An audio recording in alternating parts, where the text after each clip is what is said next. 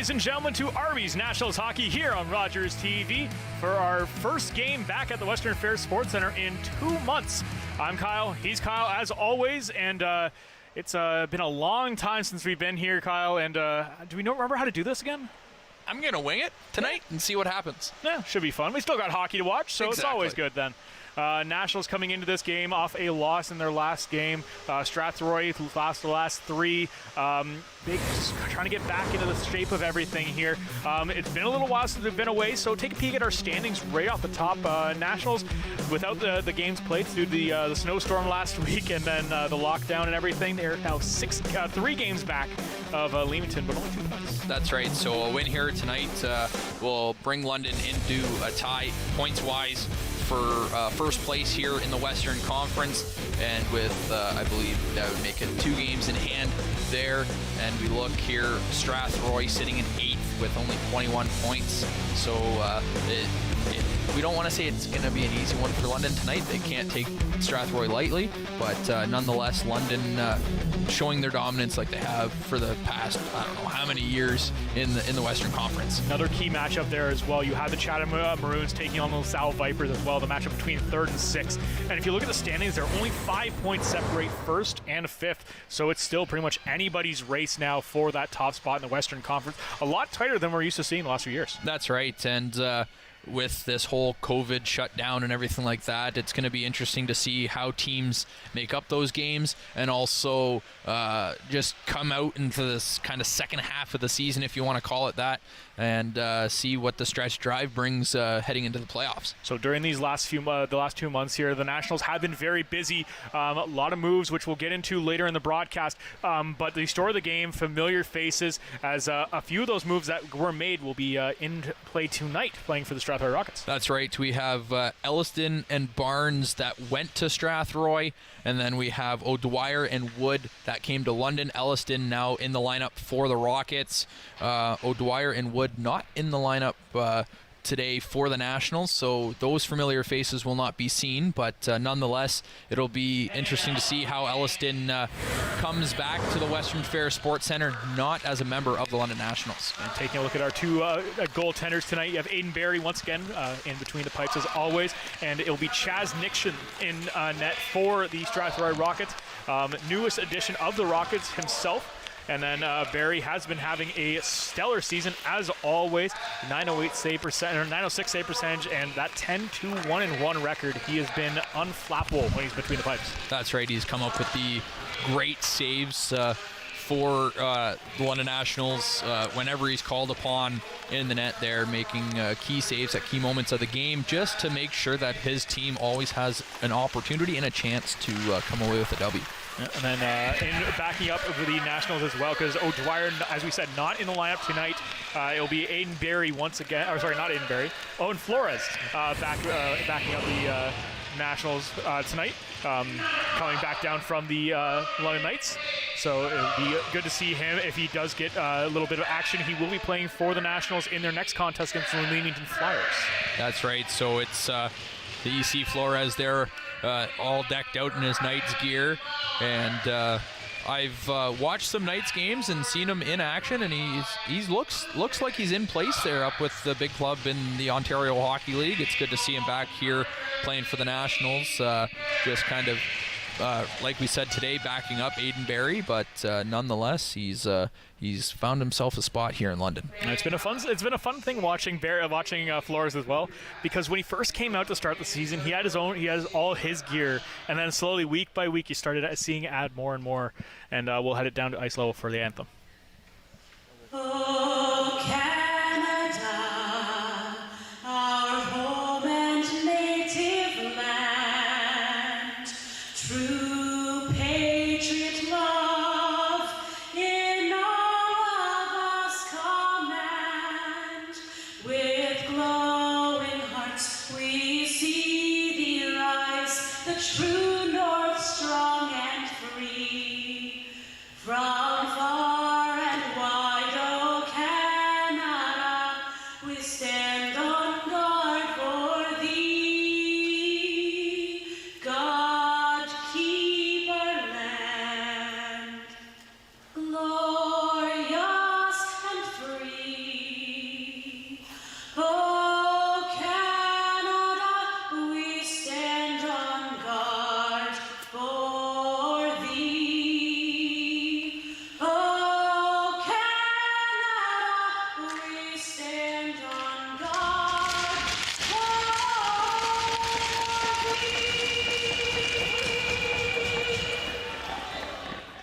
As we get ready for our puck drop here, we'll take a peek at our keys of the game. Kyle.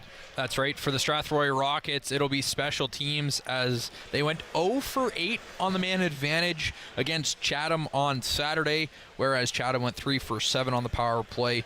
And then any games against London this season, Strathroy is 1 for 14 on the power play. So that's going to be something they need to be better on in order to potentially come away with a victory here at the Western Fair Sports Center. And we move over to the London Nationals. It's going to be chemistry, obviously, with all the new faces, whether that be the coaching staff or players or anything like that. They're going to have to gel as a cohesive unit in order to make sure they want to get back into that first spot in the Western Conference. So we'll have to see how that plays out through the next 60 minutes of hockey here as we get ready for the opening face-off as the Nationals and Rockets here on a Wednesday night. And it's Dave Mastos, the new head coach of the London Nationals, in his first home game with the team, as the faded puck is won by the Rockets and goes all the way down, and we'll have our face-off right off the bat as we take a peek at our new top line for the Nationals. Bauer's still out there with Burridge, and you now have Chard out there as your third man with the moving of Zach Power. With face-off down on the left-hand side. Won by the Rockets. They'll break it around behind their net. Puck gets moved up the boards, gets to the blue line, and clears into neutral ice. Picked up now by Pace Roth. Pace Roth will assess the situation, tries to get the Chard, does, and Chard will just dump it into the offensive zone. Nixon comes out and plays it. He'll dump that puck off. Sent up by Habib. Gets to the half boards, can't quite get out, gets right back down, and Nixon will hold on. A bit of pushing and shoving in front of the net there as Habib getting into it. Bowers. Yeah, we see there some extracurricular stuff, and we want to make mention here that we got 4 officials on the ice this game. It's now kind of in that second half of the year. The GOJHL is now bringing in the 4 official system, as that'll be written into the playoffs and that. So now it's a face-off kicked out. Elliston jumps early on the face-off, so that'll force the centerman to get kicked out. Face-off scrummed, but will go to the Nationals. Puck gets thrown behind the net. They picked up by set back down, picked up by Perry. He'll get to the blue line, just gets by McGowan. Picked up by Arsenault. Cross-ice pass gets picked off, brought back the other way come the Rockets. Cross the blue line, just gets it inside. Elliston takes a shot. Nice save by Barry, as his former teammate gets the first good chance of the game. Yeah, that's right. Elliston able to come in, streaking down, makes a nice move around to the defenseman, bouncing puck. Barry didn't really know if he had that or not. He was kind of searching, feeling, trying to squeeze that arm to his leg to make sure the puck didn't squeak by. Nonetheless, great save here as Barry was tested early. Puck brought out by the Nationals. Nichols can't quite get it around his man as he brought back in, across the blue line, and just goes offside. As we'll have to regroup just outside the National zone. That's right. Just offside there as we see Ballas going just a hair off over the blue line before the puck entered the zone. So face-off outside the blue line of the Nationals. Face-off won by the Nats. Bunker with the face-off win. Brought back. The Nationals will try to break it out of their own zone. Arsenault tries to get it back to Bunker. Just bounces over his stick. Thrown back down into the far corner. Beaupre in there as always. He'll try to get in there, has some help from Vanders on. Loses his stick. Chills tries to kick the puck out, but the Rockets will recover and break out of their own zone. Ends up in the feet of Bilkos. Gets out front. Nice one-time chance in the slot. And that one just goes off the leg of Barry and wide. Very to be a sharp play there, as it looked like Barnes was just going right down the middle. The other former Nat, as both of them already making an impact for the Rockets tonight. That's right. Barry coming up big as it's a 2-0 shot advantage currently for the Rockets. Barry having to come up big here for the Nationals, as you mentioned, Kyle. 2 glorious scoring opportunities so far. Picked up now by Barnes. Brought back out. Nielsen. Back to Barnes. Barnes throws it behind the net. Picked up on the far side by Marshall. Marshall tries to get it out, gets blocked by the Nationals. They'll regroup. Pass to Flume. Throws it behind the net. Play down low again. Picked up behind the net. Tries to make a wraparound attempt. That one gets blocked. Marshall will collect it. Tries to break it out. Gets through the blue line. Kept in by Holmes. Still kept in. Now we'll finally get across the blue line. Marshall moves it out. Gets into the offensive zone. That one we sent down the length of the ice by Laszlo. Battle for the puck in the corner. 3 Rockets, 2 Nationals. Laszlo will come away with it. Get the stick in the hands, no call. Still manages to get the puck to his teammate. Down low again, tries the wraparound attempt. Barry still trying to find the puck. Loose puck behind the net. Holmes will try to bank it out. Gets to the half board, kept inside again. Another shot on net by the Rockets. Rockets really coming out to a strong start here, catching the Nationals flat-footed. Yeah, it's been a great start for the visiting team here. No icing waved off there as the Rockets now going to try and catch the Nats on a line change. Habib gets it off, brought back the other way. Gonna have to make a quick play here by Hall. Stolen by the Nationals. Bowers throws it out front, no one there. Pace Rock, he'll collect it, he'll put that puck on net, just gets blocked on its way, and Nixon will find it and hold on. As we mentioned, the Strathroy Rockets coming here to the Western Fair Sports Center absolutely on fire as they have a 4-0 shot advantage here just about just about 4 minutes into this period here. It's something that I think the Nationals are a little bit kind of on their heels a little bit, and something that we mentioned, the key to the game, the chemistry might not just be there yet here on home ice. It's not just the chemistry between the players too, Kyle. It's also the new coaching schemes. You have brand new coaching staff. You haven't had that long to work with them, so it's going to take some time. There are going to be some growing pains. You got that right for sure, Kyle. Especially with the COVID break, you might not be able to practice as much, so we'll have to wait and see what the rest of the game entails. Pace Ross bows for the puck down low, gets his pocket picked as the Rockets try to maintain possession. Puck down in the corner. Brought back out. Long cross-ice pass, misses its intended target. That one trying to get to Spezial. Other way come the Nationals, just out of reach of Lucas Chard. Nixon will play it back. Gets to the blue line, Spezial. He'll nice little tap pass. Gets it across the blue line. Long shot, easy kick aside by Barry. Spezial puts it in front of the net again. That one blocked on its way. Into the corner. Chard can't quite get a stick on it, but gets some help from Burridge. Into the offensive zone, blocked by the linesman as Burridge will hold on. Gets it over to Pace Rock. Pace Rock wasn't expecting the pass. Puts it back to the point. Haggy, he'll take a shot. That one just gets through, and Nixon managed to find it in all the traffic.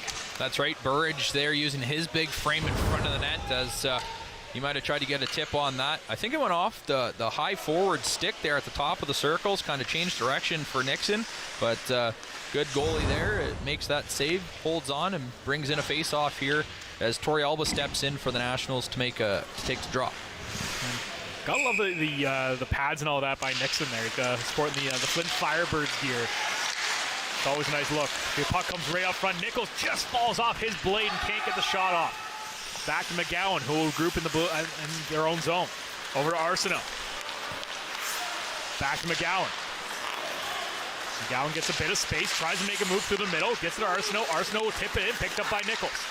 Nichols tries to make a move, can't quite get past his man, but will cover the puck. Back to the blue line. Arsenault will just dump it down low, gets behind the net. Tori Alba loses it in his feet, but now collects it. Sends it back to the blue line. That one just bounced off the inside heel of Arsenault and will head down the length of the ice. Bit of a foot race for the puck. Arsenault will get there first, gets it over to McGowan. Sent cross ice. Played along the boards. Back down low, McGowan. Over to Arsenault. Rockets going off for a change, and they get a bit of open ice here. Tori Alba tries to make a cross pass. Kayak is broken up by Dundas. Sent back down to the Nationals territory. Tori Alba. He'll go off for a change. Nichols comes in. He takes a long shot. Nice easy glove save by Nixon. Yeah, Nixon able to see that all the way. Makes a great glove save. And the Nationals are starting to kind of find their footing here as we're roughly 14:04 remaining here in the first period. They now have 2 shots on goal, and they kind of strum that draw there. Picked up now Dundas. He'll break that puck out. Gets it across the blue line. Brought inside. Can't quite make a shot. It's some just good defensive work by Holmes to hold up his man. Comes back the other way. Vanderzalm across the blue line. He'll try to make a move in. Marshall, some good defensive play, keeps him out. Picked up again. Little lob pass gets into neutral ice. Picked up by the Rockets over the blue line. Walks it, takes a shot. Barry has to be sharp to kick that one aside. Clearing pass by the Nationals. That will go down the length of the ice. Barnes in a foot race with it for Vanderzalm. Barnes gets a hold of it. He'll throw it behind the net. Picked up on the far side. Marshall throws it cross ice over to Nielsen. Nielsen moves it inside. Gets it over to Dundas. Back to Nielsen. Nielsen takes a long shot, kicked aside by Barry. Gets to the half wall. That puck will clear out as the Nationals come back the other way. Cross the blue line is Bunker. Bunker right in the slot. Walks in, takes it as Pace Roth, and that one kicked aside by Nixon. Pace Roth just circles back, throws it behind the net. Pass to Flume. Tries to collect the puck. He has to battle with it. That one gets out, and that will go down the length of the ice for icing, and will come all the way back down into the Rocket zone.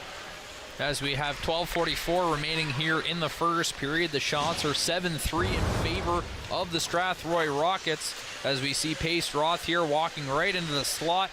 Great blocker save by Nixon to keep this game scoreless. And now we have face-off here coming in the Strathroy zone. Both goalies have been fairly sharp so far. Nixon only seeing 3 shots, but they've come from a decent angle. Barry so far 7 shots against him. Right to the point, Haggy, he takes a slap shot. That one just goes high and over the net. Pace Roth, he'll take that one. That one just goes wide. Back to the blue line. Haggy can't quite keep it in, but he'll throw it down low as the Rockets will regroup. Back behind the net. Laszlo tries a little dump pass over to Faulkner. That one just out of his reach. Brought back in over the blue line by Passafume. That one just goes wide. Laszlo will try to collect it, gets his stick lifted. Back the other way comes Faulkner. Faulkner across the blue line, tries to make a move, gets the stick lifted by McGowan. Burridge, he'll carry it across the blue line. He's got 2 with him. Burridge right in the slot, takes it, shoots, and scores! And open the scoring is Bowers with a beautiful shot in the slot. There it is, the Nationals on their 4th shot make good as Bowers takes a nice pass. His first as a London National. We got a replay here. Burridge makes a nice pass wide open over the blocker top shelf as he just was able to walk into the slot uncontested, and Nixon not able to get the blocker on that one. Bowers gives a little bit of a salute to the crowd saying, here we go. New puck, as we mentioned, first as a National. It's 1-0 London, 12:02 remaining here in the first period. Very surprising that's Bowers' first goal. He has 7 assists on the season and has looked dangerous in every game we've seen him in, but finally gets the monkey off his back there and puts his first goal on the board. Burridge, he'll collect the puck. Throws a cross ice over to Bowers. Bowers a little too far ahead of him as he has to regroup, throws that pass back over to Burridge. Burridge carries across the blue line with speed. Takes a shot, Nixon takes it up high and holds on. That's right, as this top line here for the Nationals kind of giving them the spark they need. They kind of started off a little slow here in the first period, but with that goal now, they have a 1-0 lead. They're going to play with the lead, so now it's see what they can do from here on in. That was a face-off won by the Nationals. Bikos gives that shot there, easily held onto by Nixon. Face-off again upcoming here in the Strathroy zone. Rockets going for a full sail change here. As Nichols in the face-off circle, he'll go head-to-head with Perry. Face-off won by the Rockets as Perry gets it over, and we brought out Elliston just out of his reach. He'll have to fight with Holmes. Holmes gets knocked down as Elliston picks up the puck. Right out front, tries to get it right outside of the 2 Rocket players. Back the other way come the National. Santavi brings it behind the net, takes a shot on a sharp angle. That one kicked aside by Nixon. Rockets will try to break it out the other way. Across the blue line comes Perry. He's got Ellison right in the slot. Back down low, takes the shot, Atkins Kim. Picked up again by the Rockets. Back down low. Behind the net, makes a play by Perry. Gets blocked. Nationals pick it up again, gets it over to Torrealba. Torrealba will try to clear it out of his zone. Nice little toe drag move to make it happen. Cross the red blue line. Torrealba trying to make some moves. Finally gets the puck taken off his stick, but will collect it itself. Over to Vanderzon. Vanderzon makes a little move, tries to get it behind the net, puts it out front, and Bunker not there in time. Back to Bunker behind the net. Back inside, takes a one-time chance. Right out front, Pace Roth gets an opportunity, but can't bury it. Yeah, the Nationals here just now absolutely putting on the pressure. Vanderzon tried to reach it out in front, shot from the slot, blocked, and then it just trickles into Nixon as Pace Roth tries to get around and put that in the open side. Could not. Still remains 1-0 for the Nationals. Another quick shot off a face-off, and he'll have to hold on once again. That's right, Nixon making some good saves now. It's 9-7 in favor of the Nationals in the shot column. 10:15 remaining here in the first period. Back to the blue line, long shot. That one gets blocked on the way to the net.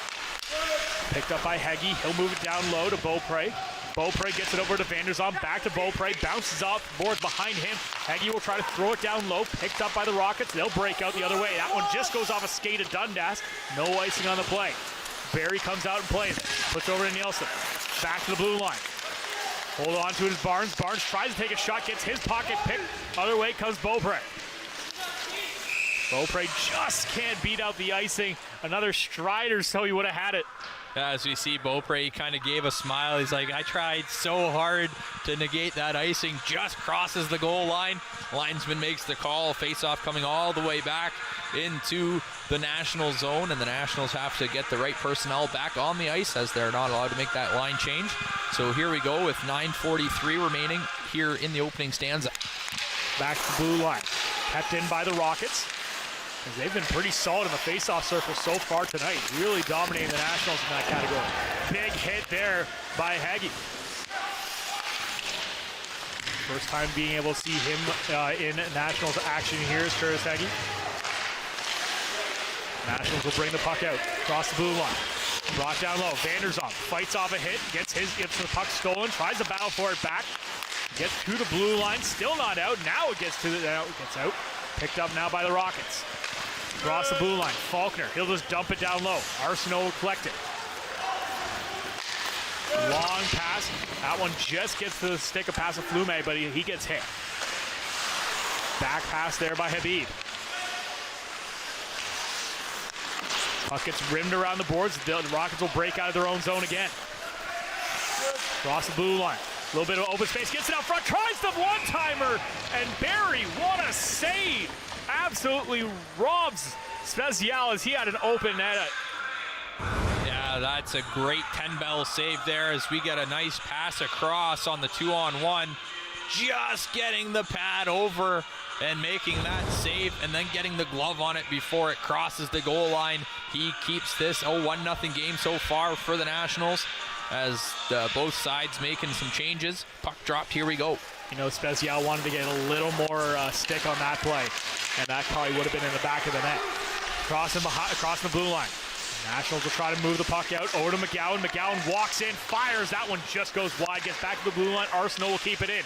Arsenault winds up, fires. Nice tip play right out front. Pasaflume has been all over the place for the call-up for the Nationals.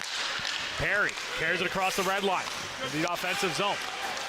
Ballas back down low to Perry. That one just goes out front. No Rocket there to capitalize. Other way come the Nationals. Cross the blue line. Gets inside. Duarte, he'll take a backhand chance, and that one just goes into the breadbasket of Nixon, and he'll hold on. That's right. We see, you mentioned Pasaflume there for the Nationals. The call-up, he's been superb so far tonight. As we see J&F Concrete and Ready Mix, the sponsor of the first period, with 8:02 remaining. It's late, and like I say, Pasaflume showing why he's been called up to come into this lineup so far. And very impressive in our first game action seeing him as the Rockets. They'll carry it across the blue line. Kindry. Nice pass, gets it right across ice, picks it up, stolen by the Nationals. Burge will carry it back the other way. Burge getting some support.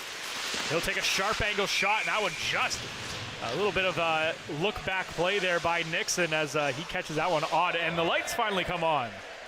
As we are 13 minutes into the game, and the lights finally come on. Yeah, as we see Burge there, that was a kind of a just to put it on net to see what happens kind of shot. It almost worked for him as Nixon had to squeeze the arm tight against his body to make sure that puck did not squeeze through and over the goal line. Right back out front. Nice try by Burge. Gets out front. Another shot from the long play by Holmes. Just goes wide again. Spezial. Nice little back pass. That one gets stolen by... Back to the point. Holmes. Gets over to Bikos. Back down low to Chard. Chard can't quite hold on to the pass. The Rockets will try to break out the other way. Gets through the blue line. Stolen but recovered by the Rockets. And they'll dump it down and can't quite get into the offensive zone. Is back the other way. Bowers. Habib. Picks it up for the Rockets. Tries to get to the blue line. Stolen by Burge. Burge using his big body to get in the way as always. Puck finally comes out. One lone Rocket. As he'll break it down low as Hogarth. Just puts it behind the net. As the Rockets go off for a change. Brought back the other way is Heggie. Over to Chard. Chard carries across the blue line. He's got Torrealba with him. He'll hold on. Waits. Can't quite find the pass. Throws it out front. Gets into the open ice, but no one there. Back the other way. Dundas.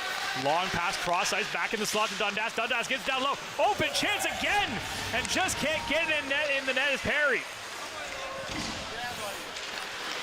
Torrealba recovers for the Nationals. Gets it over to Nichols. Nichols, little back pass there. Gets it across to Satavi. He'll throw it over. Tries to get it to Torrealba, who's streaking down the middle, but that one gets blocked by a Rocket skate. Hagee. He'll just dump it in the offensive zone. 6 minutes left here in the first period. 1-0 is your score in favor of the Nationals. Back the other way. Long pass. That one goes all the way down into the National zone. No icing on the play. Picked up out by Torrealba. Torrealba loses it in his feet. Has to take a moment to recover. He'll wait, get some pressure on him. Finally gets it up. Vanderzon will carry across the blue line. Long pass, tries to get Nichols going in the middle, and Nichols a little too aggressive with the stick, and he'll be heading to the box for 2 minutes for tripping as he knocked down his former teammate Barnes. Yeah, Nichols overzealous there. The stick right in between the legs, kind of giving the can opener there, and the ref's arm shot up right away. Nixon gets off the ice as the Rockets get a chance here to go a little bit 6-on-5. Faulkner back into the feet, hits Nielsen, and that's going to end it there. As the Rockets will get their first power play opportunity of the night and a big chance to get back in this contest. As you said, key to the game, Kyle, is special teams. 0 for 8 in their last contest against Chatham. Hoping to change their fortunes tonight. As we see, we just catch the tail end of that replay. The stick in between the legs, down goes the Rocket player. And 2 minutes or less on the clock for Nichols as you mentioned, Kyle, yes, the key to victory for the Strathroy Rockets tonight would be their special teams, their power play especially, as they went 0 for 8 last game. And they're 1 for 14 so far against the Nationals this year, and they're looking to change that momentarily. As puck gets brought down low. Arsenault, he just gets it down, sent all the way down the length of the ice. Nice little tip play by Burge, right at the blue line to make sure that doesn't get picked off on the way out of the zone. Other way come the Rockets. Played over. Elliston, cross ice. Brought in the offensive zone now. Kendry throws it down low. Over to Elliston on the close side. Elliston throws behind the net. That one just bounced over to the stick. Actually played down low by Smith. Perry out to Kendry at the blue line. Over to Elliston.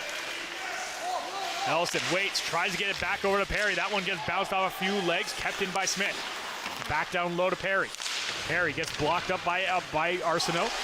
That's our low. Another quick shot. That one just goes wide. Nice play there by the Rockets. Get a little momentum, but unable to capitalize. Kendry. Brought back down low by Perry. He takes a shot. Another one blocked by Barry. Gets through the blue line, kept in by Elliston. Elliston down low again. Another tip play up front. Puck behind the net. That one just misses its intended target. Now we'll go down the length of the ice as the Nationals and Rockets will both go full sail changes. Kendry, the only one staying out. It's been good pressure by the Strathroy Rockets on this power play. Generated a couple of opportunities to score, so that's kind of maybe swinging the momentum in their favor so far. Puck cross ice to Hall. Nice ice pressure being applied by the Nationals as Dundas will collect it. Back over, Hall will break it out. Long pass intended for Marshall. Marshall will collect it across the blue line. He'll lose it, but it gets picked up by the Rockets again. Another pass, errant pass, just goes right into nowhere as the power play will expire. Rockets do manage to get a few chances, but not anything that really matters. Back the other way come the Rockets. He'll bring it across the blue line. Nelson, he gets stood up. Burridge throws it behind the net, stolen by the Rockets, gets back to the blue line. Long shot, that gets blocked on the way to the net. Nationals will try to break out again. Carried across the blue end, now is Bowers. Gets it right to the middle. Pace Roth tries to get it back over to Chard, can't quite get it there. And stolen by the Rockets, and they'll bring it back. Across the blue line, big stand-up hit as no one goes down there as Heggie runs headlong into Marshall. Bit of a size difference there for Marshall, but Heggie stands him up. Chard across the blue line. Tries to get it past Pimentel, but that gets stolen. He'll carry back the other way. He's got Smith and Laszlo with him. Drop pass. Tries to get a shot on net. That one gets stolen. The Nationals come back the other way with speed. Torrealba across the blue line. Tries to make a little inside-out move. That one gets stolen off his stick as Kendry moves it back. Laszlo moves it over. Into Pimentel. Pimentel tries to get a shot. Another shot. That one tipped aside by Barry. Play on the far side. Chard, he'll get it out into neutral ice. The Rockets will recover. Across the blue line, dumped down low by Pimentel. Losing the puck there as Barry gets a weird bounce, but managed to get back in the net before anything could come of it. Holmes will collect it for the Nationals. Throws a long pass, gets blocked. Santivi will just dump it down low and he'll chase after the puck. Kendry behind the net. He'll move it out. Across the red line come the Rockets. 1-on-5, and the Nationals will come away with the puck. Torrealba, cross ice pass, now over to Arsenault. Arsenault gets it up to Duarte. Duarte across the blue line. He'll just dump it down low. Nixon will just slide out of the net and he'll just hold on. And he got a bit of a breather as the momentum was starting to swing a little more in the Nationals' favor. Yeah, that's right. And it was kind of the pace of play picked up quite a bit there. Back and forth, and there's a minute 12 remaining in the first period. Shots are even 11-11. Still the one goal on the board, and that's for the Nationals as the faceoff's won by the Rockets. Yet another win as Barnes, he'll carry it out. He'll got a full head of steam. Tries to get it over to Sabalas, but can't quite get there. Perry tries to make a move, loses it. Head back down the length of the ice. Habib, he'll collect the puck. Cross ice. Can't quite get it to Ballas. Picked up by the Nationals now. Last minute to play. Cross the red line. Neutral ice play will continue here as the Rockets will pick it back up. Over to Habib. He falls down. Going to get jumped on quickly there by Bowers. And that one just catches the netting, if only barely. Yeah, it looked... I didn't think so, but nonetheless, the men in stripes thought it did. He blew it down, and... there goes a face-off with 33 seconds remaining in the first period. The Nationals get an offensive zone face-off, a chance to maybe widen their gap in the lead here with, like I said, 30-some-odd seconds left. Haggy, he takes that shot. That one just goes wide, gets to the blue line. Pace Roth will hold it in. He waits, fires. That one gets tipped, just goes wide. Brought back the other way. Perry will try to lead the rush back to the Rockets. That one gets blocked. Bowles carries it across the blue line himself. He winds in, takes a shot. That one just goes off a foot. That one gets a bit of a stinger as Heggy's limping off the ice. Burridge carries across over to Chard. Chard walks in, fires. That one loose, puck inside. Another nice save by Nixon. And that will end the period with a few beauty saves as the score going in intermission, 1-0 in favor of the Nationals. Fantastic goaltending on the end of Nixon there as we were heading to our first intermission. Nationals 1, Rockets 0. We'll be back after this.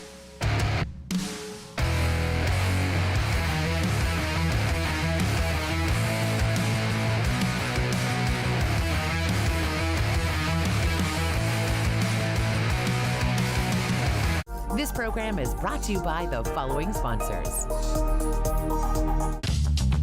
This program is brought to you by Ignite TV. Now you're in command. Visit Rogers.com for more details.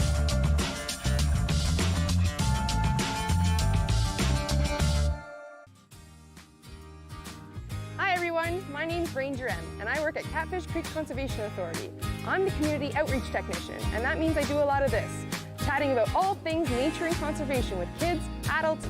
I love to knowledge share, and that's just what I'm going to do with you. So come on, let's go learn with Ranger M.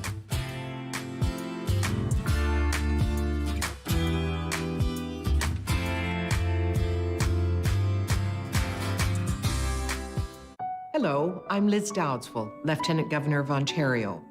In 2008, carbon monoxide, a deadly invisible gas, killed an entire family in our province. That tragedy led to a new law requiring homes with potential CO sources to have alarms.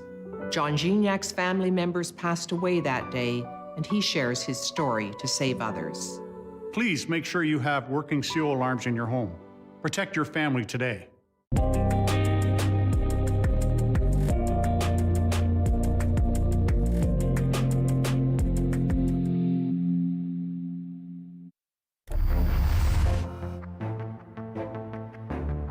you enjoy watching Arby's Nationals hockey on Rogers TV? Then join the crew. Volunteers learn the skills needed to put on a show, including camera, audio, graphics, and more. Visit rogerstv.com/volunteer to sign up. And in our first period player highlight, we'll look back at a story we took earlier in the season, focusing on Nicholas Beaupre. So I grew up in Oakville. I played minor hockey there my whole life. Minor bantam, I moved out to GTHL. I played until my minor midget year, then I moved back to Oakville, and I started my junior career grade 12. I played 2 years with Mississauga Chargers, and then COVID last year, and then now I'm here. I'm a gritty guy. I like to get in, I like to play tough. I like to set up plays in front of the net, and I like to score. Beaupre played his minor hockey for the Toronto Marlies, where he played with current New Jersey Devil Jack Hughes. I haven't talked to him recently, but it was a really cool experience. Like it was something that I still tell people to this day. And he was a great kid, a great leader as well, and just a magician with the puck. Like he could do anything. I played on his line for a few weeks, and all I had to do was just give him the puck, and I got a point. Like he was that good. Before joining the Nationals, Beaupre had connections to many of his current teammates. So I played on the Marlies with Daniel, with Torts. McGowan came from the Chargers with me, so he's one of the D on this team. I grew up with Thomas Harbour from Oakville, and then I just knew like Deacon Holmes, Arsenal, a lot of those guys just from playing hockey. Beaupre came to London to attend Western and has heard great things about the Nationals, and he wants one last chance at a junior hockey championship. I think a lot of energy. A lot of support. We're going to work on becoming a team of one unit, and a lot of fun hockey. Just a lot of good times in the ice, I think.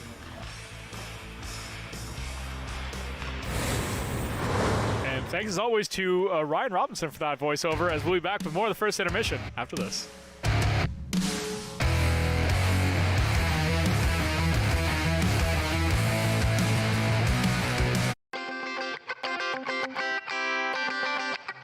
I'm John Abbott from now Vancouver, BC, and we're working with TSN out here on the West Coast, and have been since 2014. A lot of power play opportunities going back to when I was 5 years old. There was a big part of me that wanted to be in the broadcast business, and the ultimate goal, the ultimate dream was to be a play-by-play guy. Moves it to Campbell. He takes a bump by Beaulieu. I really wanted to understand how broadcast came together from all aspects, and so to me, local cable and the volunteer position within it was the perfect place to start. Todd Perry shot for score! I would not be where I am today without the help of the people that guided me at Rogers TV and the opportunity Rogers TV gave me. And it's been a huge benefit to me, and that's an approach that, if possible, I completely recommend.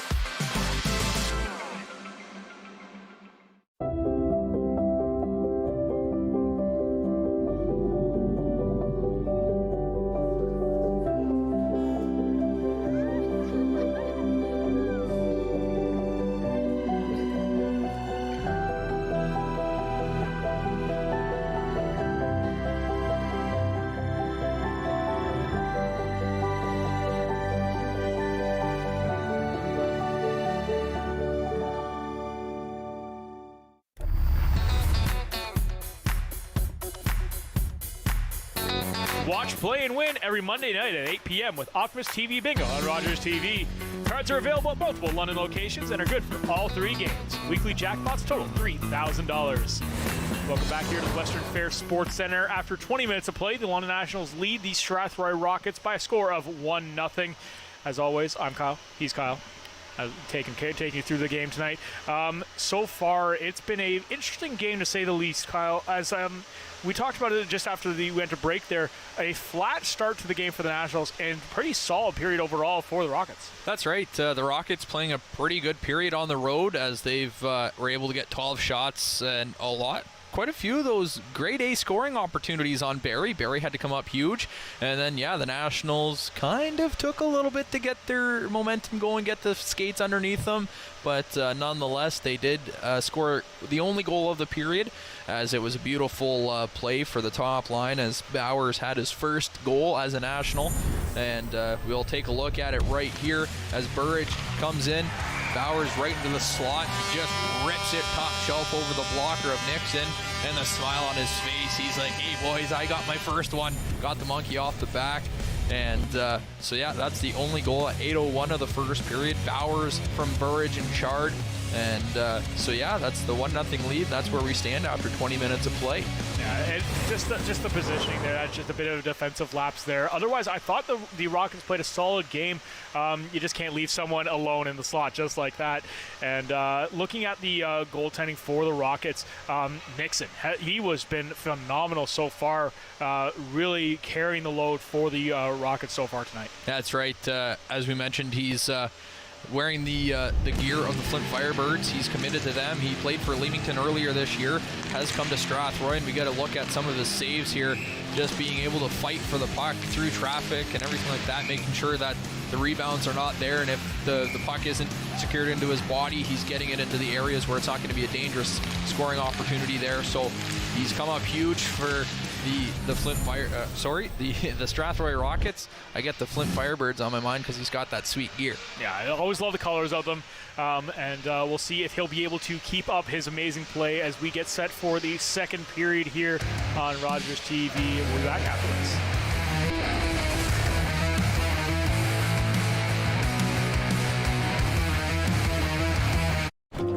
My dad was a railway porter.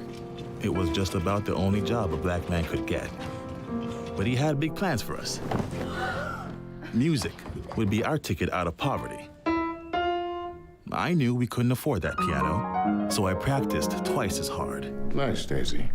Okay, Oscar, let's hear it.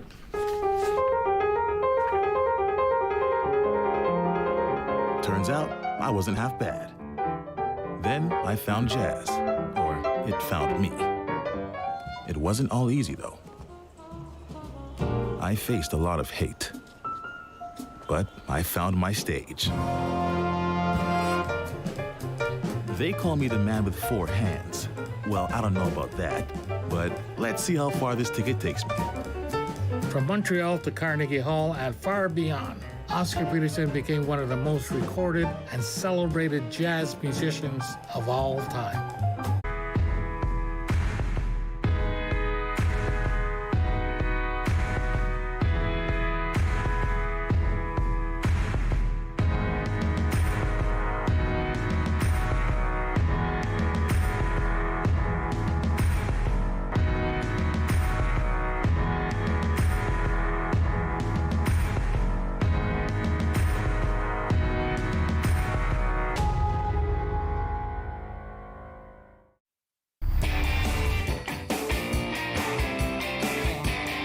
This week on Chillin' and Grill with Jeff, get meal inspirations for your Super Bowl watch parties with moose sliders, brisket mac and cheese waffles, and turducken Scotch eggs, and more.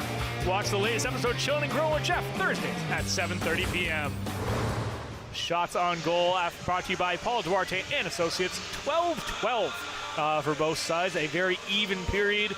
Pretty much overall has been a fantastic contest. Yeah, that's right. The opening 20 minutes was dominated early by the Strathroy Rockets, as I think they had a good 4, 5, 6 shot advantage before London even got one on net. So, but then the Nationals were able to show their strength and come away with a total of 12 shots and 1 goal. The Rockets also getting 12 shots on goal. I'm looking forward to our next game as well. The London Nationals back here, as always, taking on the St. Thomas Stars here on same time, same place, as always. And I keep thinking about that ad there, too. Just like the idea of brisket, mac and cheese, waffles. That sounds amazing. I have a weakness for brisket. I don't know if it's good as beef brisket. It's got to be cooked well, though. Yes. It's got to be a nice cooked brisket. Of course. And then you make it into waffles? Like, that's... Yeah, I'm going to have to tune in to Shilling and Grown to see what's going on with that. That's right, as we see the men in stripes coming onto the ice as we await both teams. As, we see we got coaching staff for Strathroy.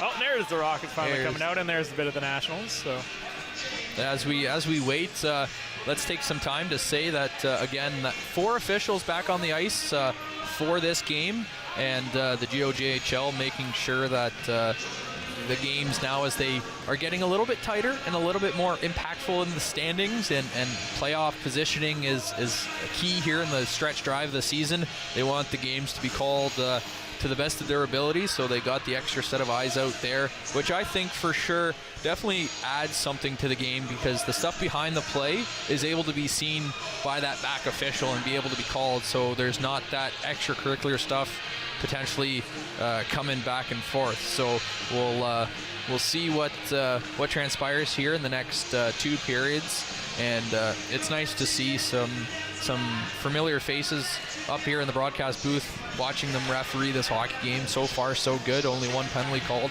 and that was a pretty obvious one. Yeah, no, absolutely. So it's here we go. We're getting ready for the start of the second period, as everybody's now on the benches and on the ice, ready to have this face-off at center ice. Yep, and as you were saying there, Kyle, like I love the idea of 2 refs. It makes the game a lot more fast-paced, I find, because the ref will be able to see everything. The ref's not chasing the action up and down the ice, because probably get a little exhausting after a while if it's going back and forth so much. That's exactly right, as we see the Nationals able to bring the puck into the Strathroy Rockets zone immediately here at open period. Big quick shot, right across ice by Pace. Ross just misses the net entirely, as Heggie will have to get it. He's going to be battled right on the puck by Hewitt, and it'll be brought back the other way. National cross the blue line. Shard can't quite get it to Bowers. Sent back the other way. Heggie will collect it. Cross ice over to Pace Roth. Pace Roth throws that puck behind Shard. Shard will collect it off the bounce off the boards. Brings it back around. Habib can't quite get a hold of it. Back over to Shard. Shard waits, gets over to Burge, right in the slot. Burge takes the shot. That one just goes wide. Back to Arsenault. Arsenault tries a little drop pass. That one gets picked up by the Rockets. Brought back into neutral ice. Pace Roth, he'll carry it down and dump it in the offensive zone as the Nationals go for a change. Rockets get the puck to the blue line. Gets by, but Arsenault tries to put it in. Hall will block it. That one's sent back down into the Nationals territory. Centavi, he takes a nice hit there on Hogarth as the puck gets blown right back in the National zone. Torrealba tries a little kick play right out front, tries a backhand shot. That one just can't get a piece of it. Back into the slot, another long shot. That gets blocked off a skate. Rockets try to gain a bit of momentum here. Torrealba will try to move it across the blue line and will. Open ice now to McGowan on the left wing side. He's got a man going cross ice. Nice defensive play by the Rockets as Kendry breaks that play up. Kendry will carry it out now for the Rockets. Cross the blue line. Cross ice pass over to Smith. Smith just gets a nice tip play. Beautiful stick work by Nichols to stop that chance. Elston back to the point. Long shot. That one just goes wide. Picked up again. Ballas back to the blue line. Kendry, he takes a shot. That one gets blocked by Vanderzon. Back out the other way. Vanderzon gets a stick on it. Gets it to the blue line, but not in. Back to the red line. Stolen again by McGowan. He'll be battled for the puck with Elliston. Still odd seeing Michael Elliston wearing a number 26 instead of the 11 I'm used to. Back the other way. Bunker takes the shot. That one just goes over the head of Nixon. Stolen now by the Rockets. Back coming the other way. Little bounce pass gets into the offensive zone. B-Coast, he'll just throw it down low. Gets back to the red, back to the neutral ice. Beaupre will pick it up. Holmes across the blue line, across the red line. Can't quite get a hold of it going into the offensive zone. as the Rockets will pick it up and collect it. Breakout pass. Nice shot cross ice is Nelson. He'll carry it across the blue line. Winds up. He takes a shot. Picked aside by Barry. Beaupre bows for the puck in the corner. Picked up again by the Nationals. Gets to the blue line. Bunker will carry it across as he'll dump it down into the Rocket zone. But picked up quickly and they'll break it back the other way. Because he'll throw it down the length of the ice and that one will just be out of reach. And we'll go all the way back down for ice. That's right.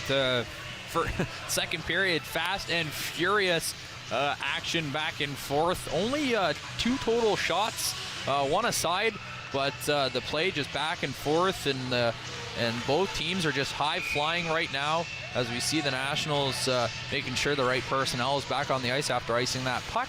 And here we go, face off won by the Nationals.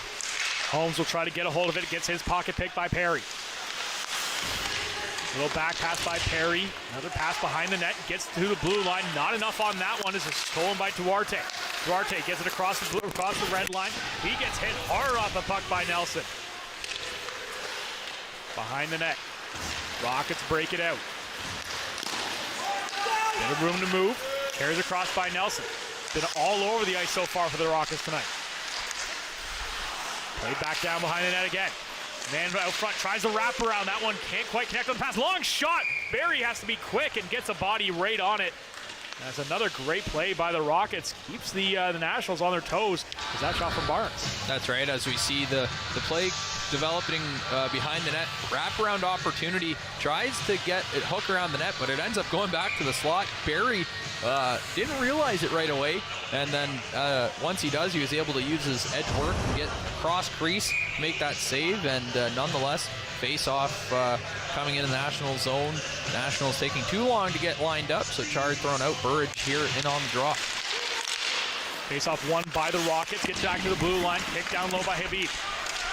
Can't quite collect it behind the net. It'll be sent out. Habib will make a play. Gets it back to the red line. Faulkner. He'll try to battle for the puck, but stolen by the Nationals. And she'll be Chard carrying across the blue line. Chard holds on. Tries to find a pass. Fights off a hit. Gets over to Burge. Burge takes off a sharp angle. That one looks like he went right off the crossbar. Stays out. Back down low again. Over to Bowers. Bowers tries to take a shot. A little backhand play. That one just goes wide again. Back to Pace Ross. Pace Ross. Sharp angle shot. Kicked aside again by Nixon. Chard behind the net again. Gets in right into the slot area. Burge can't quite hold on to it as the Rockets going to bring it back the other way. 4-on-2. Pimentel holds, waits, fires. That one just goes wide. Chard, he'll pick it up. Tries to get it out. Blocked by the Rockets. Kept inside. Tries to get that pass down low to Laszlo. Moves behind, hit between his feet. He's stolen by the Rockets. Laszlo again. He'll throw it behind the net. Picked up, can't quite connect on the pass. The Nationals get a chance to break it out. Burge carries it across the red line. And he'll just take a shot right into the breadbasket of Nixon, and we'll get a face-off.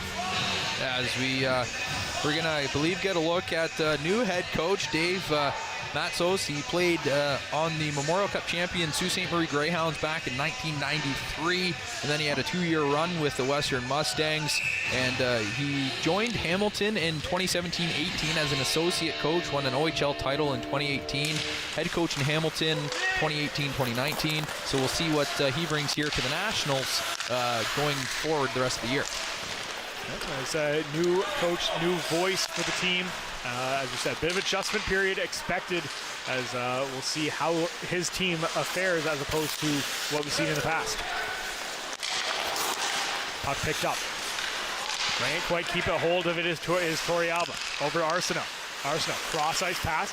Nice little tip play by Nichols, but a little too much for Torrealba to hold on to. Torrealba will just dump it down in the offensive zone. Centavi picks it up behind the net, tries to put it out front. Picked up by Torrealba, back out front again, tries to get it to Nichols, but that one's blocked. Centavi, he'll get it out front now, no one there. As the Rockets will collect the puck and they'll try to make a breakout. Pass a little too hard, stolen again by Nichols. Nichols coming down the right wing side, he'll take a shot, that one gets blocked and escape. And the Rockets back the other way. Across the blue line is Kindry, he'll just take it down and throw it down low as the Rockets will go off for a change. Played on the far side is Bikos. Over to Van der Zalm. Van der Zalm leaves it for Beaupre. Beaupre across the blue line. He'll try to get it back down to Van der Zalm. Gets his pocket picked as the Rockets coming back with speed. Perry. Drop pass. Walks right into it. Spezial takes the shot. Nice save by Barry. That's another great chance by the Rockets. Elliston. He's just battling for the puck. Gets some help from Perry. Tries to get it back to Elliston. Elliston will get a hold of it. Puts it out front. No one there. Van der Zalm will collect it now. And the Rockets getting a bit of an advantage here with their first line out there against the Nationals fourth. That's right. The Rockets able to get some pressure here, but the Nationals able to now start the cycle in the offensive zone. Beaupre tries to put it back past her behind the net. Stolen by Perry. Brought back the other way. Elliston. It's Ballas. Now Perry. He's got Elliston going down to the middle. Perry tries to make a move, gets some open ice, tries to throw a backhand pass. That one gets tipped. Played in the corner now. Ballas over to Perry. Leaves the puck for Barnes. Barnes tries to make a move down low. He gets hit off the puck. Beaupre will collect it, and he'll knock it into neutral ice. Over to Marshall. Marshall just throws it down into the offensive zone. Played over to Ballas. Ballas has a man walking in. Perry takes a shot. Big slap shot by Perry. Kicked aside again by Barry. Played by Marshall. Over to Nelson. Nelson, long pass over to Dundas. Dundas, he'll walk in. He'll take a shot. Barry holds on. Another loose puck. Tries to get out front. Takes another shot. That one stays out. Foot race for the puck on the left wing side. Nationals collect it. Try to bring it into the slot. Still can't get in there. Rockets doing a great job of closing off the slot area, forcing the Nationals to stay to the outside. Puck gets tipped off the blocker Nixon and out of play. That's right, as we get a look at Aiden Barry having to come up big as Dundas gets a nice shot. Barry thinks he has it. Dundas able to poke it free, throws it in front. Another great save by Barry as he keeps his team up 1-0. As we have a little bit of some miscommunication, I think, on the line change as the Nationals were trying to change some personnel. Nonetheless, puck is dropped and it's won by the Nationals. Pace-Rock little pass play across ice, gets on net but just goes wide. Rockets will collect it, bring it into the neutral zone. Piercy tries to get it in front of the net, can't quite get it there. Back into the slot area, shot by Dundas, that one hits a leg. Another shot from outside, Barry can't quite hold on to a loose puck, gets back to the blue line, kept in by Hall. Hall gets over to Piercy. Piercy winds up, fires. That one just goes high. Stays out. Another shot. Once again, Barry having to be all over the ice. The Rockets applying a ton of pressure. Hall tries to hold on to it. Stolen by Nichols. Nichols tries to bring it across the blue line. Waits for support. Throws it back into neutral ice. That one goes off the leg of Burridge and be back in the neutral zone. Down to the Nationals' end. Haggy, he'll collect it behind the net. He'll set up for the Nationals. Long pass for Burridge, just out of his reach. Stolen by Kindred.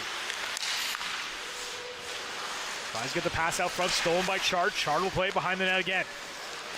Chard looking for a pass, finds Burridge. Burridge waits, fires. That one goes off a leg.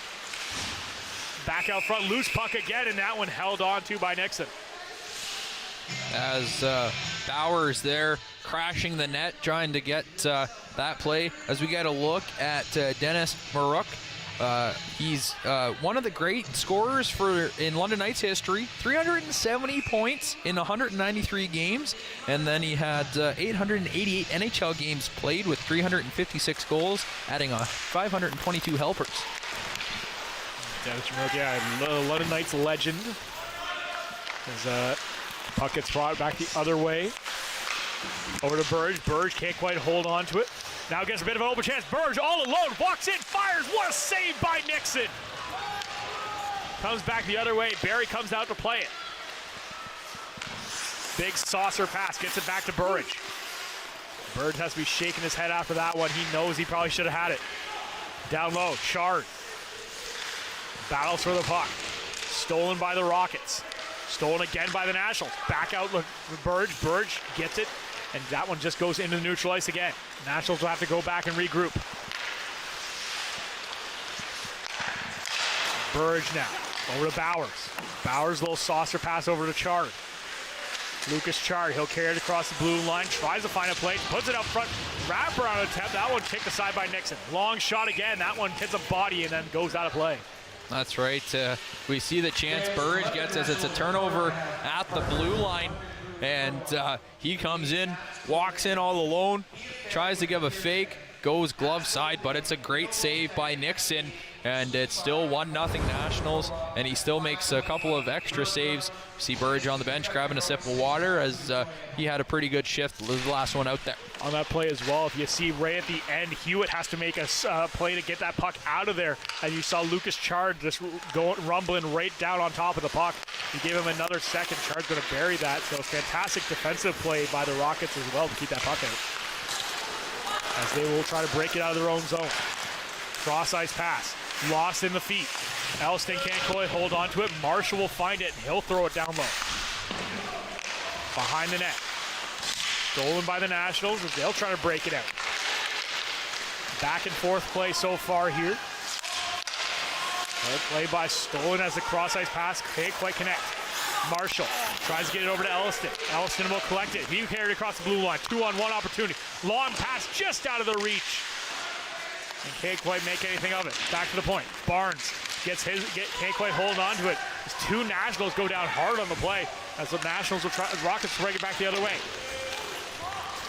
Nelson gets it down low to Elliston. Elliston gets hit off the puck by Beal. Puck will come out the other way. Burridge tries to make a pass. That one gets picked. And a lost puck along the boards. It looks like it got caught up in someone's just clothing or just pinned against the boards. Either way, we will have a face-off in neutral zone. Yeah, Nelson there for the Rockets fell down as he kind of got clipped by Burridge, and I think fell on the puck. And instead of it getting jabbed at and everything like that and causing some extracurricular stuff, the ref does the smart thing, blows it down, lets the face-off come just outside the Rockets' blue line. Face-off scrummed. Nationals try to come away with it, but the Rockets will. Hewitt over to Spezial. Spezial blocks the attempted pass the other way by the Nationals, but now will come back. Play download into the defense. They'll try to make a play out. Thrown cross. Picked up now by Pacerov. That one gets picked up by Hagee. Hagee will throw it over to Burridge. Burridge tries to get right out front as the streaking Chard down low. He can't quite get a stick on it. Behind the net. Pass intended for Hall, just out of his reach. As Hewitt will try to play it back. Habib gets it out, goes down the length of the ice. No icing on the play as the Rockets will collect the puck behind the Nationals' net. Play down low, go on. Or Hogarth. He'll try to move it out front. Another slap shot attempt by Hall. That one just goes wide. That's the story of the game for the Rockets right now. They're just teeing up every slap shot they can get. Just putting pucks on net. And that's what you're going to have to do as you're playing one of the top teams. Just put the puck on net and hopefully one bounces in. Another nice try there as Pasaflume. He'll carry it down. As a nice play by Burridge as he gets out there with the youngster. Play gets out to the blue line. Still kept in by Pasaflume. Rockets still battling for it. Multiple players coming in after the puck. The Rockets will finally carry it out. Dundas quickly sent the other way by Arsenault, and that will go down like the ice for icing. Oh, it gets waved off at the last second. Yeah, the D-men didn't make enough of an effort to get the puck there, so the linesman did the right thing, waving that off and letting the play continue. Arsenault over to McGowan. Now over to Duarte. Duarte can't handle the pass. Sent over to Marshall now. Up off the boards, brought back into the blue line. Arsenault fouls to keep it in. Will stay in as Duarte holds on to it. Passed over McGowan, who walks in, fires, catches up high on Nixon, and he'll hold on. That's right. Nixon making that big save there. And a little bit of a windmill on a Wednesday for us here at the Western Fair Sports Center. 5:53 remaining in the second period. Shots on goal favoring the Strathroy Rockets by the count of 20-19, but still only the lone goal scored by the Nationals in the opening 20 minutes. They win the faceoff and control in the offensive zone. The goaltenders duel so far tonight, Kyle. That is correct, Kyle, as both goalies have stood tall and made great saves when they've been called upon. Back out front, nice try by the Rockets to get something going, but brought back the other way. Here come the Nationals. Cross-ice pass, that one gets blocked. Pace looks like it's trying to pick up a little bit here. Played by Holmes. Holmes gets his pass stolen. Faulkner across the blue line. He's got Laszlo with him. Faulkner takes a shot. That one just goes high and wide. He saw daylight in the top corner, but couldn't connect. Behind the net, Rockets will regroup. Smith over to Laszlo. Laszlo just tips it into the offensive zone, and he'll just go battle for himself. Gets a bit of support. 2 Nationals, 2 Rockets.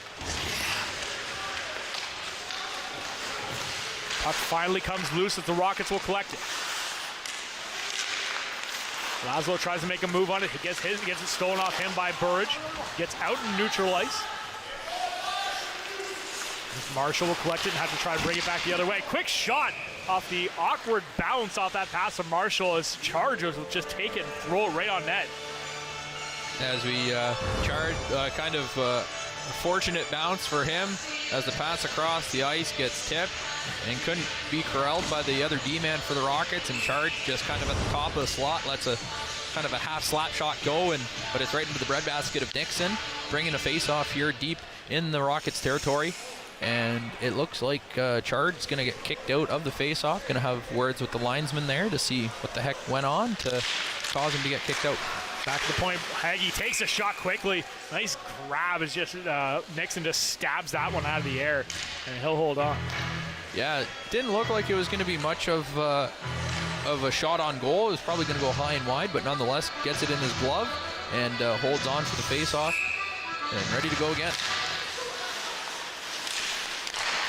Nationals get a shot off that face-off as the Rockets now try and clear. It's controlled by Bowers there. Here we go, the Rockets trying to exit their zone. Rockets get it out, perked up by Burridge. Burridge over to Bowers. Bowers carries across the blue line. He takes a shot. That goes off a ledge. Back to the half court. Tries to keep it inside by Chart. Over to Burridge in the slot. Burridge takes a shot. That one just goes wide. Kept in off the offense at the blue line. Burridge gets it down to Chart. Chart tries to get it back to Burridge. Burridge will just leave it. Kept in at the blue line by Hagee. Another shot quickly by Bowers. That one kicked aside again. Battle for the puck ensues behind the net. Burridge will come away with it. Burridge waits. Little backhand pass. That one goes off the body of Perry, and he'll hold on. Rockets carry it across the blue line. Walks in, takes a shot by Elliston. That one just goes wide. Back to the blue line. Habib takes a shot. Just goes wide. Kendry, he'll keep it in the offensive zone. Hogarth, he'll try to get a hold of it. Can't quite get a stick on it. Nelson will collect it. He's got Perry with him. Perry back to the blue line. Habib takes a shot. That one goes down low. Just bouncing behind the net. Bouncing puck picked up by the Nationals. Gets up to the half boards and will just clear the blue line. Kendry over to Habib. Habib will just throw it out, turn around, and just dump it down the length of the ice. And I'll go for ice. Yeah, kind of an ill-advised pass by Habib there, and will now force a face-off deep in his own zone and causing his team not to be able to change as a couple of tired troops for the Rockets going in to take this face-off. You see some hands on the knees trying to catch their breath before they have to make play again with 2:55 remaining. Torrealba, cross ice. Arsenault winds up, fires that one.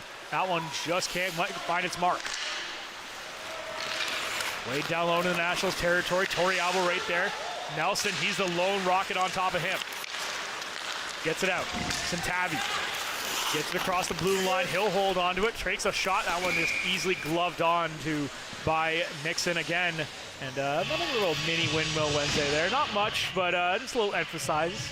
Yeah, might as well. It's in the glove, and as long as you don't pull the Patrick Waugh when he was in Colorado playing Detroit in the playoffs, tried to be a hot dog there and dropped it in the crease. It ended up not going so well for him, but 2.5 minutes remaining here in this second period, and the Nationals still have a 1-0 lead.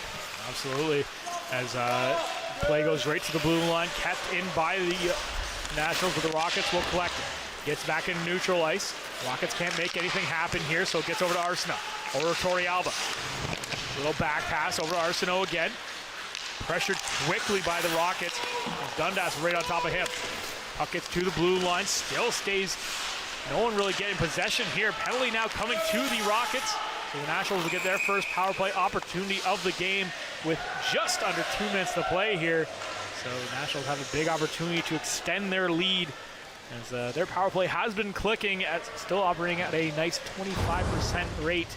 And we'll see if they can get it again here. That's right, as we get it.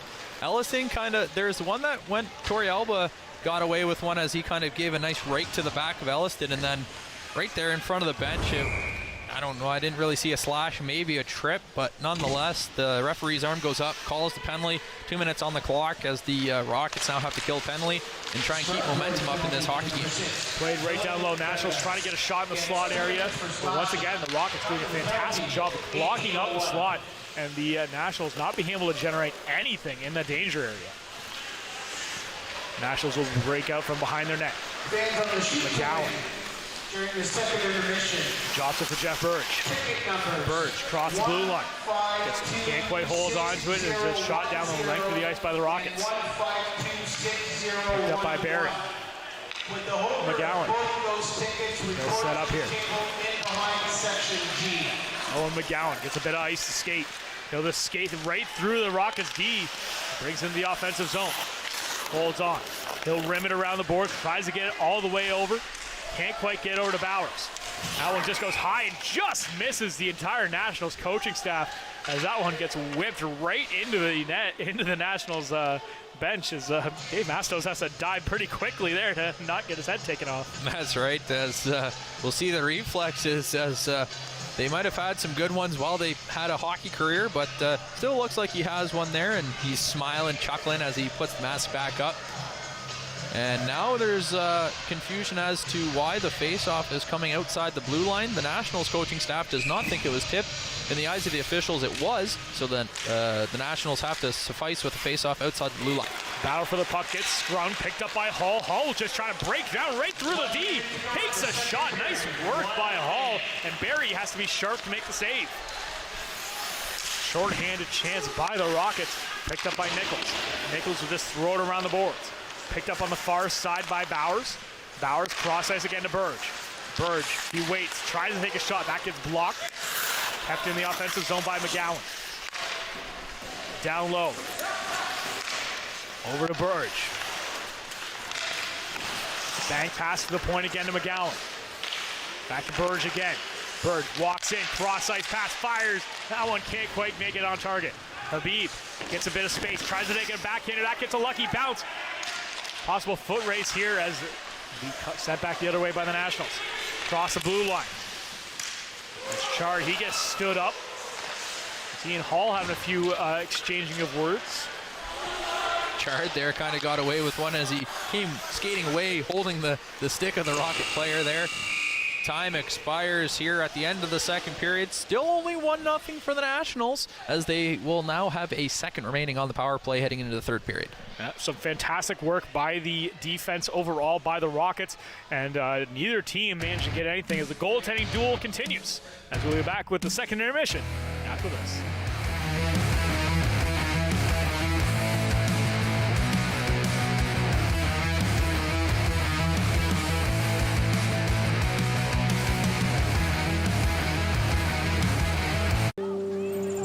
Ani, I'm Carolyn King, and I'm a member of the Mississaugas of the Credit First Nation and the creator of the Moccasin Identifier.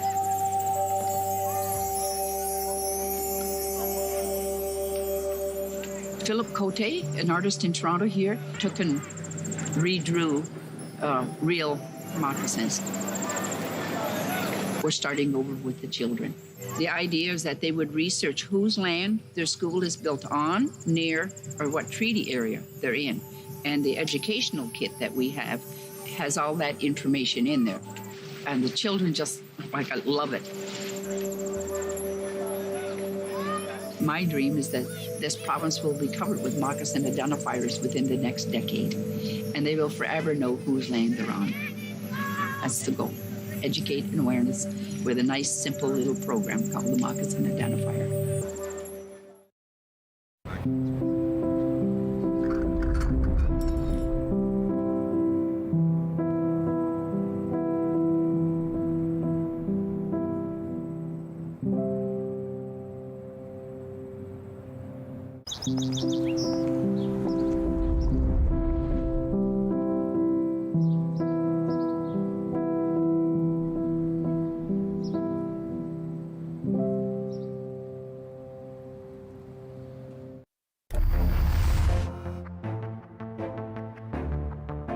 Do you enjoy watching Army's Nationals hockey on Rogers TV? Then join the crew. Volunteers learn skills needed to put on the show, including camera, audio, graphics, and more.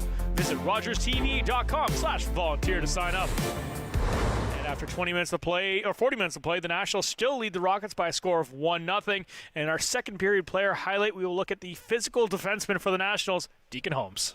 My game has changed quite a bit since I last played. When I was in minor midget and whatnot, when I got drafted, I was a stay-at-home defenseman and whatnot, similar to what I would do now. Just stay at home, good passing, making a lot of big hits. Always been that kind of guy. But now, just being an older guy on the team and guys looking up to me, I decided to be a little more offensive. Just I see McGowan play and how he's racking up some good points, and just try to play my game around him as well. Just seeing how dominant he can be and how well we play for the team if we play that way. Holmes' physical play has been a topic nearly every week on the broadcast. His hitting ability came from compensating for another area of his game at a young age.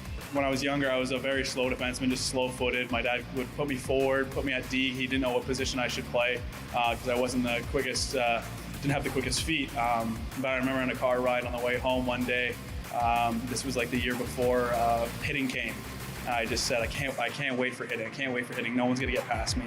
And so the first year of hitting, I just remember just being the guy that was hitting everything, because that's the only way no one would get past me, was just hit. So I just learned before everyone how to hit cleaner. Like, I used to just headshot, whatever it was, just because I was the only kid hitting and everyone was so little. But now I don't get as many penalties because I got a couple years experience over everyone else, just because I was so used to hitting before everyone. As a veteran on the team, Holmes finds it important to make sure all the players have a good balance between hockey and their other responsibilities. My role, I would say, is keep everyone in order along with everyone else, but there's kids here that are students like myself, and just making sure everyone's on a good schedule, getting all their work done. It's not just, you don't just go to school and play hockey. It's you're at school and the benefit is playing hockey here. So you just keep everyone in line, make sure everyone's getting their studies done. After Owen McGowan showed off his one-handed clap a few weeks ago, Holmes has his own unique talent to showcase. I can do animal noises. I know we make fun of Gal for his single hand clapping and whatnot. We were just talking about it in the room, but I'm pretty good with like duck calls and owl calls and moon calls. I can do one of each if you want. So I can do a duck. I can do an owl. And I can do a loon. And that's it. Every time we hear that, I still have no idea how he does it. Regardless, we'll be back with our second intermission after this.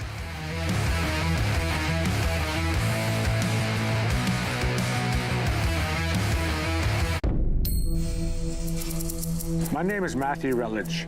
I'm a 60 scoop survivor, born in Red Lake. Was adopted from there to Toronto at the age of 4. A lot of our brothers and sisters, family members, got separated from each other. That was the government's goal, to break that connection from brothers and sisters. Basically taking the Indian out of the child. Right now, they're still trying to find themselves. Originally, my birth name is Harvey Halverson. In my high school days, teens, I was trying to fit into society. I knew I was First Nations, but I didn't know who I was inside. I think later in life, I started that journey. I am proud, and it's not my man, who I am now. I love life, who I am. After a night out with your friends, not having a plan for a safe ride home can leave you in a bad spot. You could end up riding in a police car, an ambulance, or a hearse. These unplanned modes of transportation can be a costly choice and do not take you home. Your plan could include a designated driver, a taxi, or public transit. Drink responsibly, choose your ride, and have a plan for a safe ride home. Visit arrivealive.org to find out more.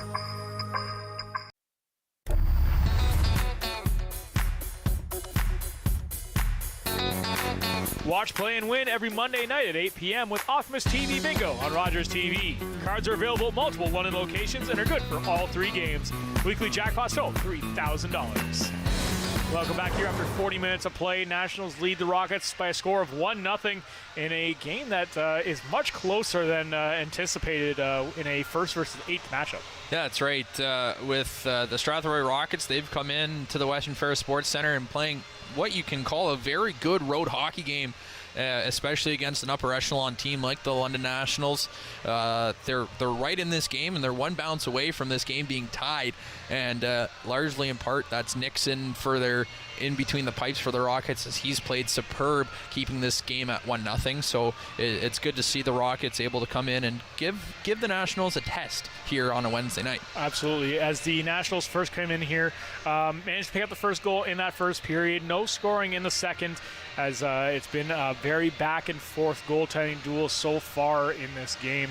And it's absolutely been phenomenal for both goaltenders. Can't really tell who's going to have the advantage here. And so you look at our second period scoring summary. Nobody. It's, no scoring. No scoring in the period there. Shots now 24-21 in favor of the Nationals, so slight edge there. But it's been basically a goaltending duel, as we said so far, has been the story of the game. That's right, and we're going to go right into a saves highlight package of Nixon as we see him just make some great saves, keeping the puck close to his body as he takes the first shot away, and if the rebound does get around, he's making sure it's kind of in less dangerous areas of the ice for the Nationals, as that was a nice save on Burridge as he was able to walk in all alone. And then a couple of windmill Wednesdays there for us, and not to be outdone by Aiden Barry for the Nationals. He's had to come up big at times for the Nationals, as we get a look at some of his saves, as we might as well. And early on, both in the first and the second period, he's had to come up big, as Strathroy has just come out on fire, skates ablazing on the ice, and so he's come up big time and time again all year and in this game. That was a nice save on a partial breakaway on a backhand. And yeah, we're seeing some great goaltending here at the Western Fair Sports Center on a Wednesday night. Absolutely, and the scoring could be a lot higher as well, just from those quality of saves that we're seeing. Nixon especially making some huge saves, especially on Jeff Burridge, who has been phenomenal even throughout this entire season. Had some great chances, got a point tonight so far, as he continues his dominance in the in the entire GOJHL, leading the league by 9 points right now in 2 less games than Matthew Riva, who's currently in second there for Niagara Falls. So he is the lone national, just standing atop. Yeah, that's he wasn't the lone national until all those moves that they had, but he's still holding the top spot in the entire GOJHL, which is a great accomplishment. Like we said, that's 53 points. He has a point tonight, so that's 54 points in 25 games. That is just superb for a player in a Junior B league. And we'll see what he can do the rest of the year and into the playoffs to see if he can bring the Nationals another championship. Without Zach Power beside him now, he's going to be relied on even more than he was previously.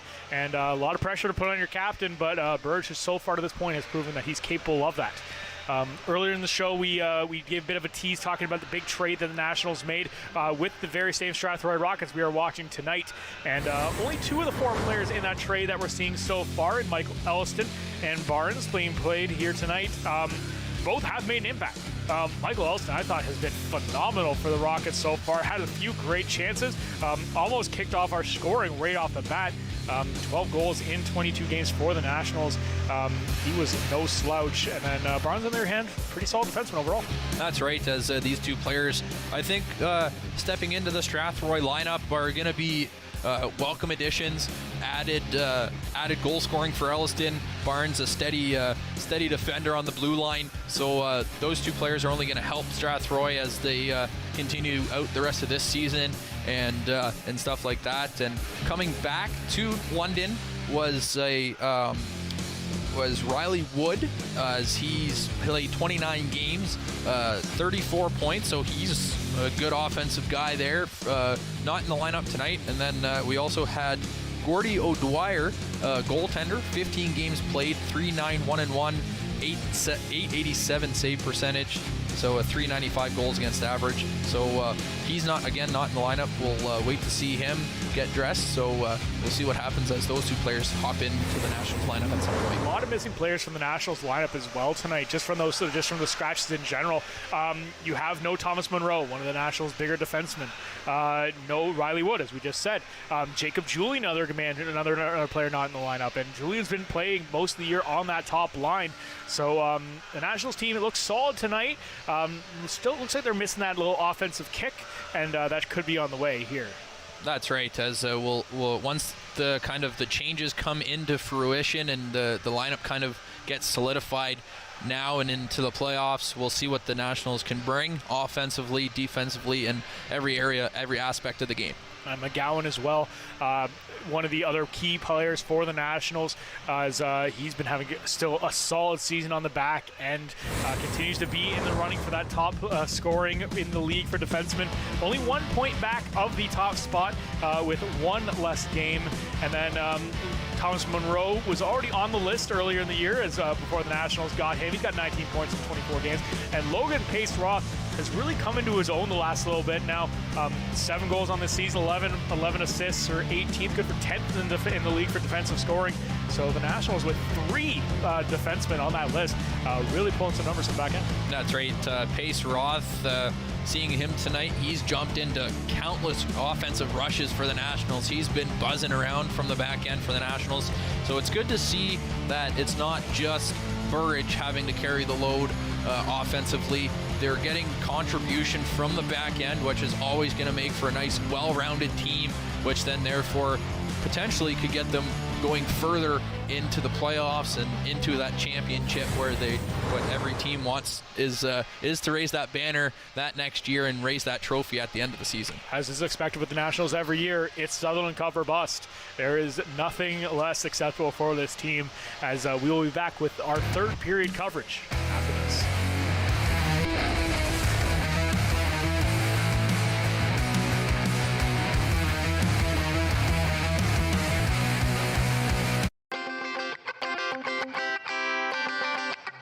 My name is Jackie Redman, and I'm a TV host at NHL Network. Well, I'm here with Gwen. I decided to volunteer at Rogers TV London while I was still a college student, and I got to do so many things. I did camera work, I did graphics, I sat in the control room, I even did stage managing while I was there. Eventually, though, I did get the opportunity to go out into the field and do actual reporting work. Well, it's that time of year again. The holidays are fast approaching. When I started to go to auditions for on-air jobs down the line, I felt so much more comfortable, not just in front of the camera, but with myself, because I had worked in a real TV station and got hands-on experience to learn from people that knew so much more than I did. And I think when it came time for my opportunities, I was just that much more ready.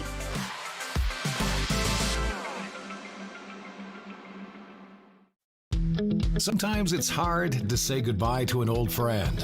But when you're saying farewell to your vehicle, Kidney Car makes it fast and easy. Just call or visit our website. We'll take any vehicle in any condition and give you a tax receipt for a minimum of $300. No headaches and no towing charges. It's the one-stop solution for getting rid of your unwanted vehicle in just a few short minutes. When your vehicles reach the end of the road, call us toll-free or visit kidneycar.ca. On this week's episode of London Lights, host Dan Mailer welcomes Kelvin Harrison to the show. Kelvin played in a band that opened for the Beatles in Liverpool in the 1960s. Tune in Thursdays at 8:30 p.m. Our 40 minutes of play, our Paul Duarte and associate shots on goal totals 24-21 in favor of the London Nationals. 12-9 are your shots in the second period. Both goalies, as we've said multiple times so far, have continued to be a duel between the two of them. And no one really getting the big edge so far other than our lone goal. That's right, as that was Bowers in the first period, getting that lone goal so far in the game. And yeah, it's been a back and forth duel, as it's been for the first two periods. The Strathroy Rockets coming out firing, and then the Nationals finding their groove and having a good second half of the period. So we'll have to see if the Nationals able to start a little bit better here in the third period as we wait for the Zamboni doors to close and the teams to get back on the ice. Looking forward to our next game. The Nationals will be in action as always, same time, same place here on Rogers TV as they welcome one of their oldest rivals in the St. Thomas Stars. Puck drop at 7 o'clock as always. That's right. As we get ready for the third period, it's brought to you by Collins Clothiers, as they always make everybody look nice. I know the Knights, I see their Instagram posts and social media posts as they come strutting into Budweiser Gardens all in their suits and stuff like that. They always make the people look nice with their clothing. It's nice formal wear. I gotta love it. As we get set here for our final 20 minutes of action here, the Nationals will be on the power play, if just for 1 second. But it will be a very intense third period here as the Rockets down 1, but have not shown any signs that they are going away in this contest. As we have a convening of all the refs right at center ice as we get ready for a puck drop. Yeah, always love being a part of the pre-face-off ritual there for the referees, as they nice tip of the chest and saying good luck, have a good period, boys. And that's Mr. Bob Wright dropping the puck at center ice. He's very high up in the London Referees Group organization, so I'm known to him very well. And there we go, face off quickly won by the Nationals, and that will go all the way down the length of the ice for an icing on the Rockets as they managed to get Dundas out quickly as he just headed off as fast as he could to get off the ice and get the line out there they want. That's right, and now it's going to be the top line, Chard in to take the face off. It's won by Chard. Bowers going to leave it for Hagee. Hagee takes that shot. That one just goes between the legs of Smith and goes back to the other side. Another play just out front, just misses the stick of Bowers. As the Rockets will try to bring it out. Spezial, long pass just out of the way of Hewitt, and he can't hold on, so we'll go for icing back down into the Rocket zone again. That's right. Not able to make the change there, so the same line for the Rockets has to stay out. Top line of the Nationals staying out as well. So it's going to be another face-off here in Strathroy zone. Scrum draw taken by Spezial of the Rockets. Spezial tries to bank it out, picked up by Burge. Burge taking advantage of being 6'3" out there and picking that puck out of the air. Play to the half-boards. Rockets will try to break it out. Carried across the blue line, now across the red into the offensive zone. Sent behind the net. Rockets will collect it. Played by the Nationals, stolen quickly, right out front, tries to get the one-timer opportunity, but just out of the reach as the Rockets had a beautiful chance to try to tie this game up. But it won't even count as a shot off the stick of Spezial. Back the other way. Bird tees up a big slap shot, goes off a block, off the stick of Nixon. Nixon checking the stick afterwards, make sure that wasn't cracked. Back down to the National zone. Gets to the blue line, gets to the blue line. Now will finally come out. Thrown back in. Picked up by Habib. Habib has to try to dump it down low. Can't quite get much on it. As the Rockets will head off for a change that is picked up by Pace Roth. Pace Roth with Bruce behind his net. Waits for that breakout pass. Throws it over, tries to get to Torrealba. Can't quite get the steal on it. And now picked up other way. Plays right out front, shoots and scores! Bouncing puck finds its way onto the stick of Nichols, and he extends the lead to 2. Yeah, no fault there for Nixon as he made the initial save on the shot. Nichols grabbing the rebound, and it just squeaks through the legs as we see here. A nice shot off the wing, and just, again, Hall doesn't do anything defensively. He doesn't lift a stick of Nichols, doesn't try and take him off the puck, and he's able to bang that one, squeeze it through the body of Nixon and extend the lead to 2 now for the Nationals. That's what we call he got caught puck watching. Not looking for his man, following the puck, and then when you finally find it, a little too late. Puck gets sent down the length of the ice. Picked up in the corner by McGowan. Rockets will try to make a play of it. Gets to the blue line by Torrealba and will finally come out. Played by Nichols. Over to Arsenault. Arsenault winds up and he takes a shot and held on to by Nichols. Not often you see Noah Arsenault leading the rush there. That's right, and Nixon gonna have to get back in the groove here and keep the Strathroy Rockets in this game as the Nationals showing why they're one of the top teams in the Western Conference. So here we go as we have a bit of a stoppage here. Don't think the Rockets' door is closing. Yeah, so we'll have a little bit of a stoppage here as the maybe some ice and snow buildup on the door. It's happened ever so often here at the Western Fair Sports Center as we see one of the training staff of the Rockets trying to clear it out of the hinge. No, there it goes. It's closed now, and it looks like it's safe to go. Puck's going to be dropped here, and face-off controlled by the Rockets. Sent all the way around the board. Put up on the far side by Piercy. Piercy can't quite get a hold of it. Stolen by Vanderzal. Back up. Piercy gets hit down low. Bodies flying everywhere on the far half board. Picked up by the Nationals. Behind the net. Beaupre throws it to the point. Arsenault winds up. Just tees off on the slap shot. That one kicked aside by Nixon. Dundas. He'll carry it out for the Rockets. Across the blue line. Makes a move. Trying to get around McGowan. Gets the puck. Stolen back by McGowan. Stolen again by the Rockets. Just can't quite get a hold of it. As the Rockets had a great opportunity. Back to the blue line. Gets in the neutral ice. Huge hit thrown by Barnes as he takes down Vanderzal. Yeah, Barnes throwing his weight around, taking down Vanderzal there. Nice stand-up hit in the neutral zone. Beautiful clean hit, always what you like to see. Comes back the other way. Rockets collect the puck. Across the blue line by Smith. He'll throw it down low. Elliston, the lone Rocket attacker. Gets to the blue line and now go all the way down the length of the ice, and we'll have icing. And back into the National zone we go.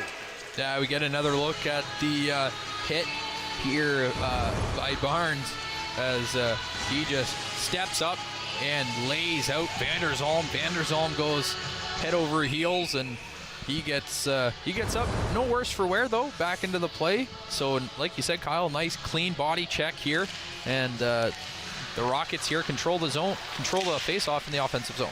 Long shot from the Rockets. That gets blocked on the way to the net. Picked up by the Rockets again. Still battling for it.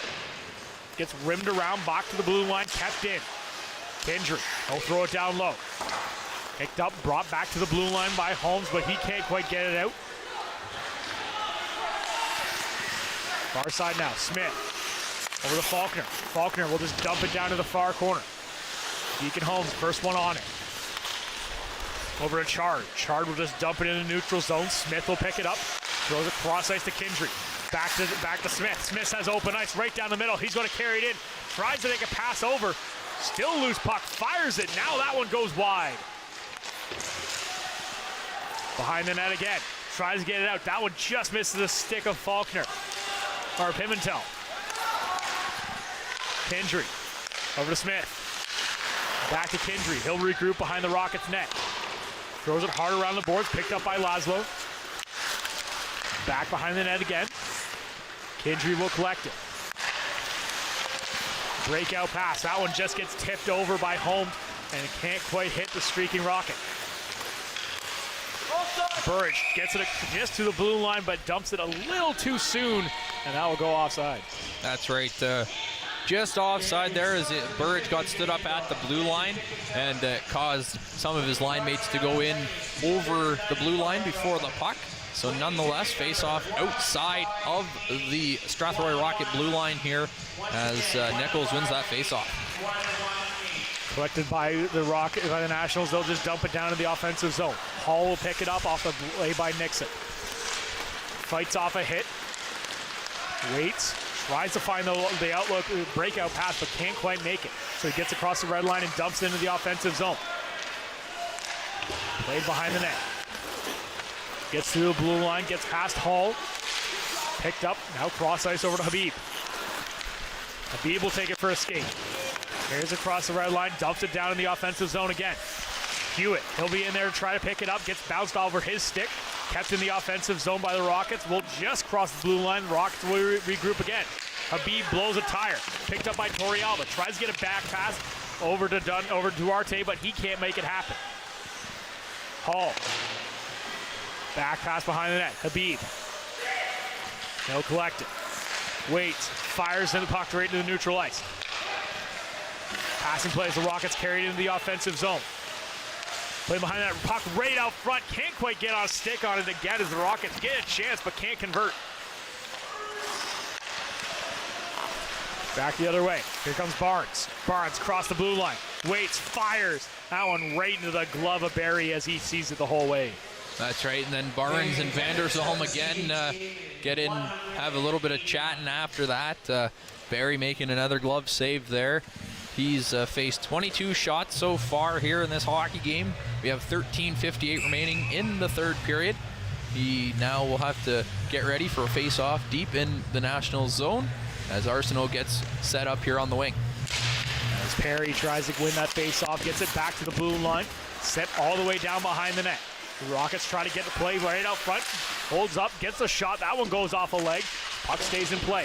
Back to the blue line. Marshall. He'll take another shot from the long distance. That one gets kicked off a leg and it goes wide again. Nationals still battling forward with the Rockets. Come away with the puck. He brought out. Hits over to Beaupre. Beaupre has a bit of space. He's going to carry down the left wing side. Takes a shot, shoots, and scores! Nicholas Beaupre puts the Nationals up 3. Yeah, Nixon wanting that one back. As you see, he's very frustrated with himself as that was not a really hard shot. It just kind of found its way through. Beaupre speeding down the wing. A shot there and kind of fooled him. He thought it was going to go up high, and it stays low on the ice. Goes off his stick through the 5-hole into the back of the net. It's 3-0 Nationals with 13:27 remaining in the third period. Dundas back the other way. He takes a quick shot. Another opportunity by the Rockets. They can't get a stick on it. The Rockets continue to get the puck into the dangerous areas, but they just can't get a stick on it. Another shot kicked aside by Nixon. Rockets are going to try to break out the other way. Lose it in a foot in feet. That would have been a 3-on-1 opportunity the other way. Just out of the reach of Beaupre. Gets up, gets on the board. Smith bows for it. Gets some help from Elston. Elston loses it along the boards. Puck right in the slot area. Picked up. Long shot by Bowers, and that one just goes wide. Back to blue line. McGowan. He'll hold on. Over to Chard. Chard can't make a play on it. Will collect it behind the net. Chard fights off his man. Takes a shot on net. Gets to the blue line. Biko holds on. McGowan. He'll take a shot. That one kicked aside by Nixon into the netting. And we'll let the Rockets go for a change. That's right, as Nixon able to direct that one into the netting, causing a stoppage in play. We get a look at Nixon, and he's been playing superb. And by the way, the third goal, that was kind of the only goal that you might want to blame on him. The other two, not really his fault. So nonetheless, he's been playing very well. Third one just looks like he read it a little wrong, as play will come down into the Nationals territory. Paid by Holmes. Holmes looking for a little support. Played by the Rockets. Rockets get down low. Takes the shot. That one bouncing puck inside the slot. Just can't quite make anything happen of it.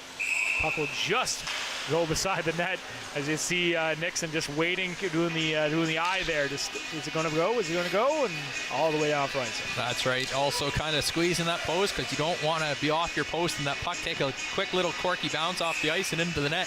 So nonetheless, it's by the net across the goal line for an icing, and the face-off is scrummed, and Nationals come away with it.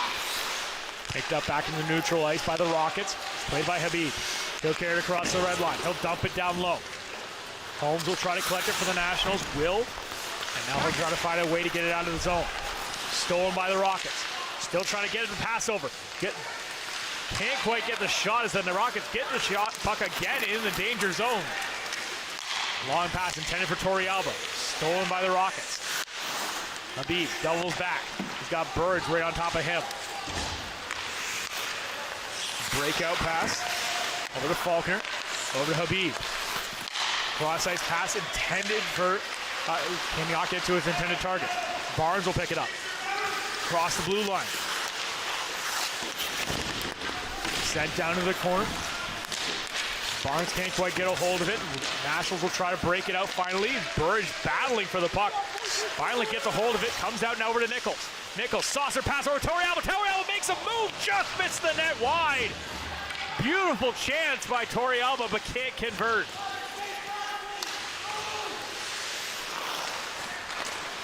Other way. Nationals pick the puck up behind their zone, behind their net. They'll try to break it out. Nichols. Drop pass over, sent down the length of the ice, picked up by Marshall now. Now over to Torrealba. Torrealba tries to get it over. He will just leave it. Picked up by Barnes. Barnes, nice pass right in the slot area. Hewitt takes a shot right in the glove of Barry. That's right. Barry makes a nice glove save, but we get a look at the just the strength and determination by Burridge. He gets it over to his teammate there, and then Torrealba walks in, just puts the backhand wide, as that was gonna glorious scoring opportunity goes awry, as that's not even a shot on goal, as he just puts that wide of the net. The Rockets now have possession of the puck here deep inside the Nationals territory. Beautiful saucer pass by Nichols on that play, but all for nothing. The Rockets still battling for the puck. Played by Bunker. Carried across the blue line by Beaupre. Leaves it for Arsenault. Arsenault takes a shot. That one gets tipped and will go wide. Vanderzon collects it in the far corner. He's got two Rockets on him. Gets it over to Barnes, or over to Bunker. Tries to get back in slot over to Beaupre. Can't quite connect on the pass. Play up to the half wall, gets to the point. McGowan, he walks the line, takes the shot. That one kicked aside by Nixon again. Over to Beaupre. Beaupre back to McGowan. McGowan over to Arsenault. Arsenault winds up, fires. That one can't quite get to the net. Picked up now by the Rockets. They'll try to break it out. Pass in the feet. Will be brought into the blue line. The offensive zone as McGowan rubs his man out. Across the blue line. Vanderzon not really expecting the puck. Finally just finds it and dumps into the offensive zone. Nationals go off for a change. Habib's got a bit of room to move up the right wing side as he'll just try to go for a skate.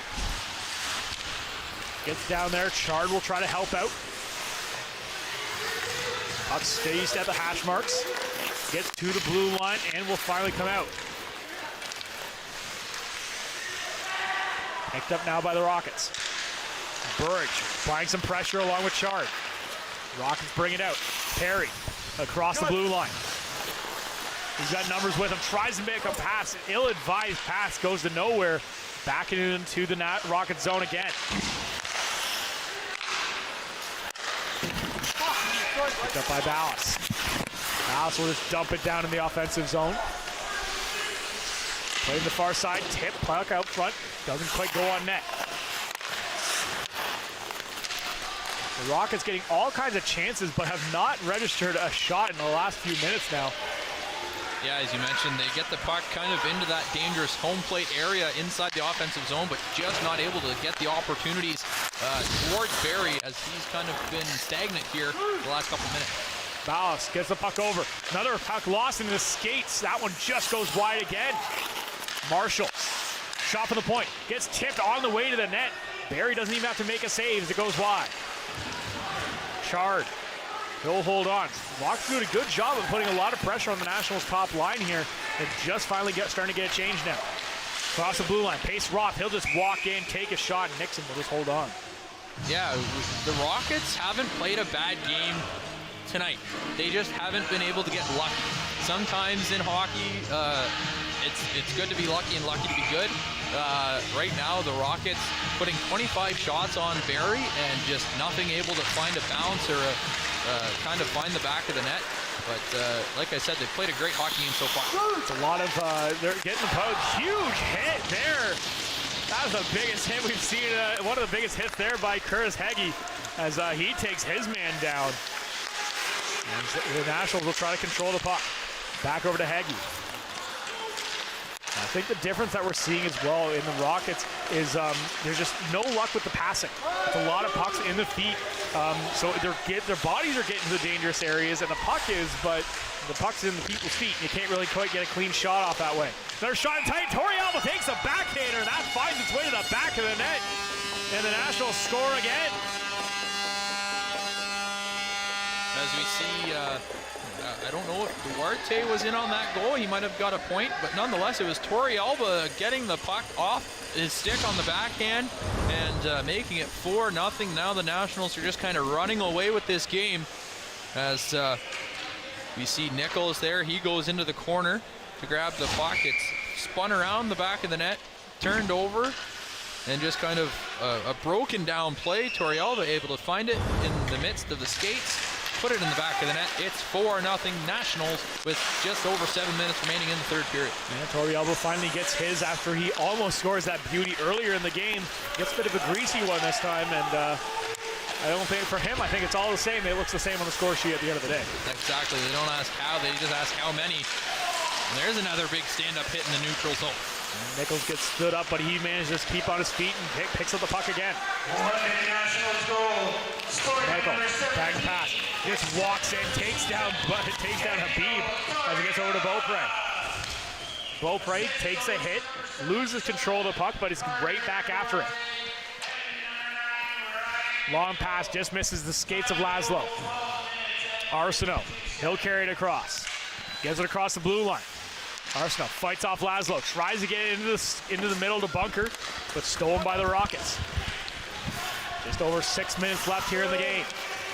Laszlo comes in, takes a move, makes a chance, gets another opportunity as the Rockets can't make anything happen. As the whistle goes. I'm not exactly sure what for, Kyle. Knocked down with a high stick. The back referee saw the puck go up in the air and knocked down with a high stick by the Rockets, forcing the face-off to come outside of just outside the blue line of the Nationals, as the Nationals need another guy on the ice. And here we go, hops over the boards, ready to go. Puck drop. Strathroy wins the face-off. Played by Barnes, he'll just throw it all the way down. Barry will come out and collect the puck. Nationals trying to regroup behind their own net, trying to find that outlet pass. Holding on to the puck, going for a bit of a skate, just out of the reach of his intended target. Picked up by Smith, and he'll dump it back into neutral ice. Picked up by Bikos. Bikos will just dump it cross ice. Tries to pick it up on the far side, but can't quite get a stick on it as Centavia. Across the blue line and just offside, a late hit as well. The whistle had already gone before the Nationals player lays the body. And that's going to get a penalty as well. Yeah, I don't know. Oh, he's taking two. The Nationals are going to be down 5-on-3 because he called a knee, and then I think that late hit will also get called. So therefore, it's going to be 5-on-3 for 2 minutes. Yeah, quite a trip gets called and a roughing. So number 10, we have 10 and 20 in the box for the Nationals, and Deacon Holmes and Braden Santavi both sitting down for 2 minutes or less. If the Rockets are going to make any semblance of a comeback, now's the time, as you have the two-man advantage for a full 2 minutes of play. That's right, as the Nationals getting their personnel sorted out here on the penalty kill. And Burridge, here he goes. Burridge going to go, takes all the speed, goes down, fights off Kindry, and he goes down, and Burridge just goes in, takes down the net, and face-off's going to, I believe, come outside the zone because they're saying Burridge did on purpose. Yes, he was kind of engaged with the Strathroy defenseman there, but the Strathroy defenseman was able to get the puck, and Burridge just kind of was like, man, I'm going to shove the net off. So the referee determines that, and the puck's going to now come outside for a face-off.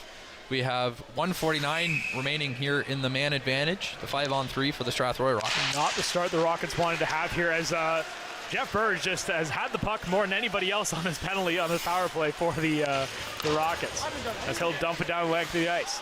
Kendry, he'll collect this. The Rockets will finally get a chance to set up. Smith will carry it across the blue line. Drop pass, brought over by Elliston. Elliston comes over with a head of steam. Waits, right into the slot. Another shot. That one just goes high and wide as the Rockets miss the net again. Puck behind the net now. Picked up by Kendry. Kendry will carry it down the length of the ice. Cross ice over to Elliston. Elliston will run the setup here for the Rockets. Over to Kendry. Kendry walks in, tries to find the opportunity. Over to Elliston. Elliston waits, fires. That one goes off a leg and then goes wide. Gets to the blue line, kept in by Kendry. Over to Perry. Perry will try to make a move. Throws it down low again. Another shot right out front. Open net. Barry down and out, but no Rocket can get a stick on the puck. Another shot again. Barry makes a save. Open net. Elliston can't quite get there. Kendry down to Elliston. Elliston gets hit. Puck set behind the net. Rockets looking for the open play. Perry waits. Over cross ice. Bouncing puck over the blade. It can't quite get the shot off. And Barry was without his stick as the Nationals will clear the puck down. Phenomenal chances by the Rockets, but can't make anything happen. And there Nixon tried to catch the Nationals on a change, but fanned on that pass. Chard had a great opportunity right there too, shorthanded. And there goes the end of the power play as both Nationals join the play again. Comes inside, walks in, tries to get another shot off at the last second. Is Piercy, but he can't make anything happen again. Yeah, the Rockets all around the net cannot find a way to put it into the back of the net. As Barry, you mentioned, without a stick, open nets everywhere, and the Rockets still held off the score sheet. Michael Elliston had the best opportunity of them all there, as a wide open net, nobody near the puck, and he just couldn't get there in time. Picked up by Marshall. Marshall walks in, takes a shot. Nice glove save by Barry. And he takes a swing at the Rocket player just skating by as the bodies convene behind the net. That's right. There was a bit of a jab to the glove after as the whistle was going. And that's what's going to cause this extracurricular stuff after the whistle, as Barry was none too pleased getting kind of poked in the glove. So therefore his teammates going to stand up for him. I don't think any penalties are going to come out of this, as both teams kind of, Nichols still chirping at Marshall there. Again, no penalties after this. Everybody kind of goes their own way back to the bench, and both teams going to make a line change, and we'll get back to action as we have 2:50 remaining here in the third period. Shots in favor of the Nationals, 38-31. The score, 4-0. And Aiden Barry just staying focused in his net. And the face-off, I believe, will come outside, I believe. I don't know, because if the defenseman did come in, the face-off will be determined to be outside. I think Barry's hanging out with Owen Flores a little too much. He's starting to get that a little bit of a mean streak in him a bit tonight. Yeah, that's right. But that's the thing. Goalies, yes, they have kind of the most padding in on the ice, but it's not ever too good to get a hack on the hand after the whistle goes. You don't touch the goalie. No. Played up by the National. Over to Beaupre. Beaupre will try to make a play. Gets it out down low. Picked up by Habib as the Rockets will try to move it the other way. Cross ice pass. Rocket player falling down on the play, and that one will go all the way down for an icing. Oh, just gets waved off at the last second as McGowan not put enough hustle into that. Beaupre across the blue line. He gets hit by Laszlo. Stolen down low by Bunker. Bunker walks in, takes a sharp angle shot. I don't think he saw he had Beaupre going down low. Vanderzov takes another quick shot. That one just goes high over the net. Arsenault puts another puck on net. That one wide. Back to the blue line again. McGowan, he takes another shot. Kicked aside by Nixon. Puck comes out now. Across the blue line. Rockets will try to make a move. Laszlo gets hit into the corner. Tries to get a little bit of help there by Faulkner. Sent back down low again. Gets to the half boards. Kept inside by Habib. Habib takes a shot kicked aside by Barry. Minute 40 left here in the game. That puck goes high, hits the netting, and out of play. That's right. We have a minute 38 remaining here in the third period. We'll have to see as this game's kind of gotten chippy in the last little bit between both teams. A couple of big hits, and then with that extracurricular stuff. And, I guess there's going to be a penalty. The Nationals going to be shorthanded for the remainder of the game unless the Rockets can score on this power play. But a cross-checking penalty. So that will put the Nationals down a man. Face-off coming deep inside the Nationals territory. As we mentioned, a minute 38 remaining here in the final frame. Yep. Bunker is the one in the box for the Nationals as Burridge wins that face-off. The puck will be sent down the length of the ice once again, and the Rockets will have to collect it. Nichols coming in aggressively. He'll come away with the puck. Nichols holds on, has 3 Rockets all over him. Some great play as he gets pinned down in the corner. Puck comes out now. Across the blue line. Rockets going to try to make something happen in the last minute here. Back to the blue line. Kendry winds up, fires. That one goes right off the blocker. Back down low. Back to the point again. Another shot. That one wide. Kendry will just bank it down low again. Picked off, gets the blue line, just can't quite glove it down as Kendry. And they'll go down the length of the ice. Nationals making a change on the penalty killers here as there's 40 seconds remaining here in the period. Smith over to Piercy. Picked up, stolen by the Nationals, come back the other way. All alone, down low. What a save by Nixon as he just robbed Santavi from getting his first as a National. Back the other way, Dundas walks in, takes a shot, nice glove save by Barry. Having to make one final save there, possibly, to try to secure the thing that cannot be said. Yes, we do not talk about that thing, Kyle, until the final buzzer. Nonetheless, a great glove save by Aiden Barry there for the Nationals. As there's 20.1 seconds left here in the third period. Nationals try to win that faceoff and get it out. Faceoff won by the Rockets, but can't quite make anything happen. That puck will set down the length of the ice. 10 seconds left here as Nixon will just leave it for Hall, and they'll just hold on. And that will do it as the Nationals are going to come away with a 4-0 win here against the Strathroy Rockets in a very close contested game as Rockets show they have some game. That's right, they do, and we see the handshakes on the bench for the Nationals, and that is the first home win for new head coach of the Nationals. And first win. First win. That is true. Yep. Not just the first home win, but the first win in general for Dave Matos and company as they had the new coaching staff come in. Nationals win 4-0. And like you said, Kyle, closely contested game. The Rockets didn't fare as bad as the 4-0 score showed. Absolutely. And as always, Nationals win. We will be back with the Paul Duarte and Associates post-game show after this.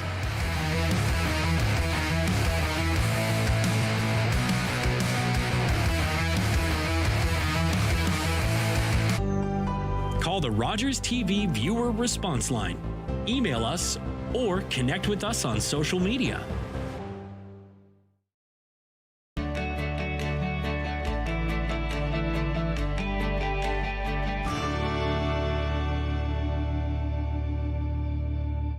We're creating space for change. Progress. Equity. Reform. This is a call out, a shout out, a reach out. To help small businesses, charities, and organizations that support equity deserving groups. Let's promote progress by promoting your brand.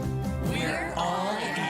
Dedicating our production resources and media platforms to shine a light on your brand. Apply now at allinforequity.ca. Allinforequity.ca. The Canadian film and TV industry recognizes it's time to build a better workforce, which includes more opportunities for Black, Indigenous, and persons of color. HireBIPOC.com is here to help make this happen. Whether you're already in the business, trying to get a start, or in a position to hire, HireBIPOC.com could connect you to the right people. From script to development, production to post, distribution to marketing. Check out hirebypoc.com now and help build a stronger industry together.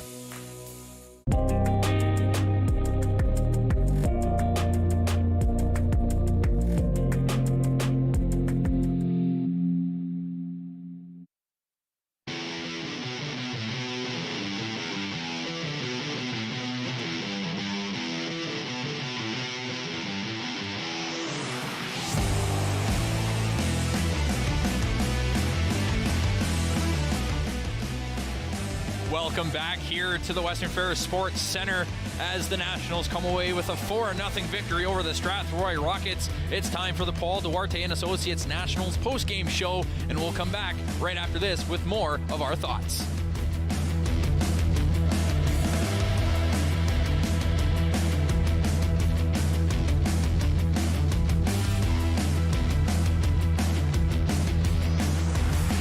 Wednesdays at 7:30 p.m., it's the RTV quiz. Giovanni Petiti hosts a weekly trivia competition that lets you play from the comfort of your couch. Play along at home and challenge your friends. And don't forget to follow along on social media. Let us know who's top of trivia, and you can find yourself featured on a future episode. Are you kidding me, folks? The RTV quiz, Wednesday nights at 7:30 p.m. on Rogers TV or at rogerstv.com/RTV quiz. Your mouth can do a lot of amazing things.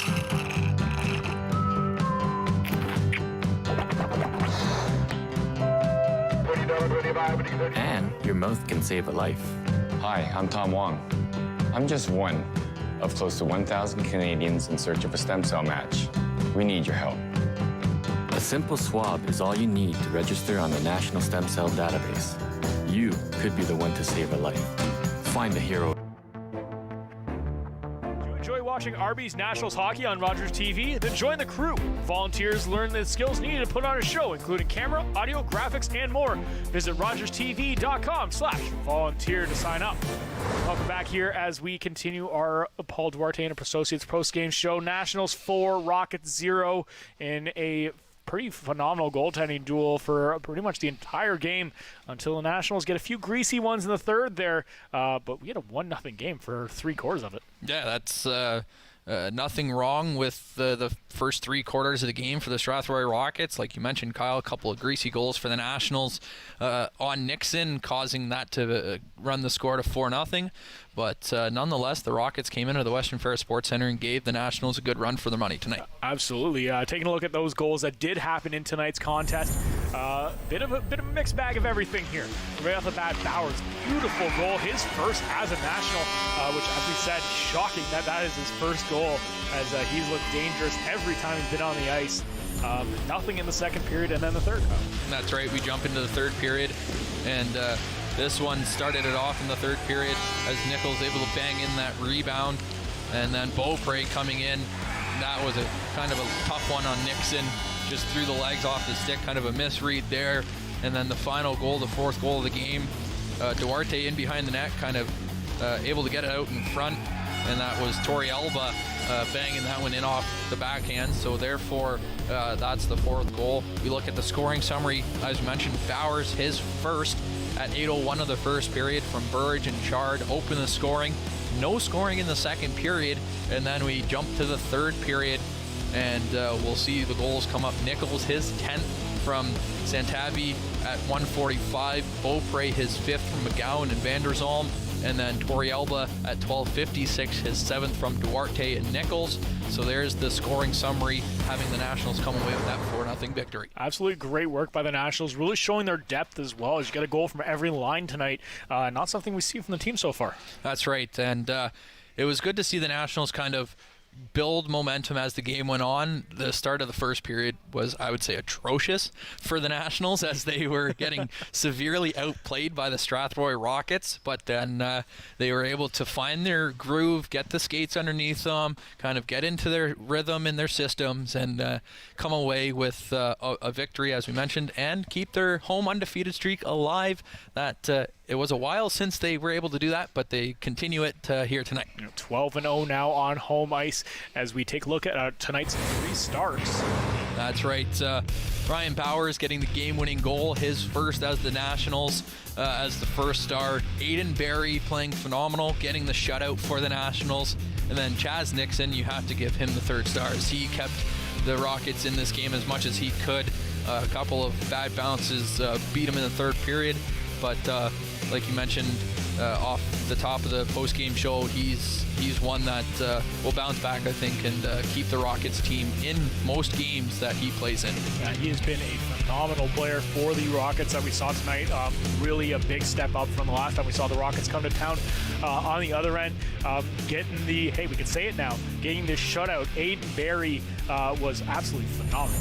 That's right. As we look at some highlights of saves for Aiden Barry, and like you mentioned, the shutout and just making those timely saves when called upon. There was times in the game where the Nationals held the momentum and held the pace of play, so he was kind of sitting back in his net, not having to really do much, but when he was called upon, he was making those great saves, keeping great position in the net, and he's just making some diving efforts there, losing his stick, and good positional play for Barry, and we've said that countless times throughout the season. Absolutely. He was phenomenal tonight and has really started cementing himself as just a phenomenal goaltender in the back end. Really been a brick wall back there for the Nationals, especially when Flores isn't there to play. That's right.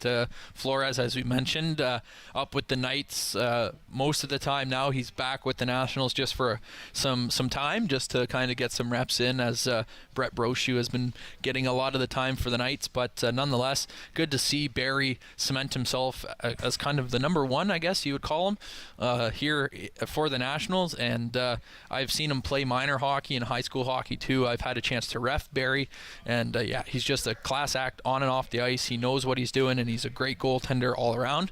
And like I said, he's going to be a key part of the Nationals playoff run going forward. Absolutely. On the other end of those ice as well, just talking about goaltenders with that bit of OHL experience, Chaz Nixon has that experience with the Flint Firebirds before getting to play here tonight, and has looked phenomenal. He was the reason this game was not 8-0. Yeah, you're hit the nail right on the head there, Kyle. As again, he's made some diving saves. Burridge there, he makes a great save on one of the top players for the Nationals.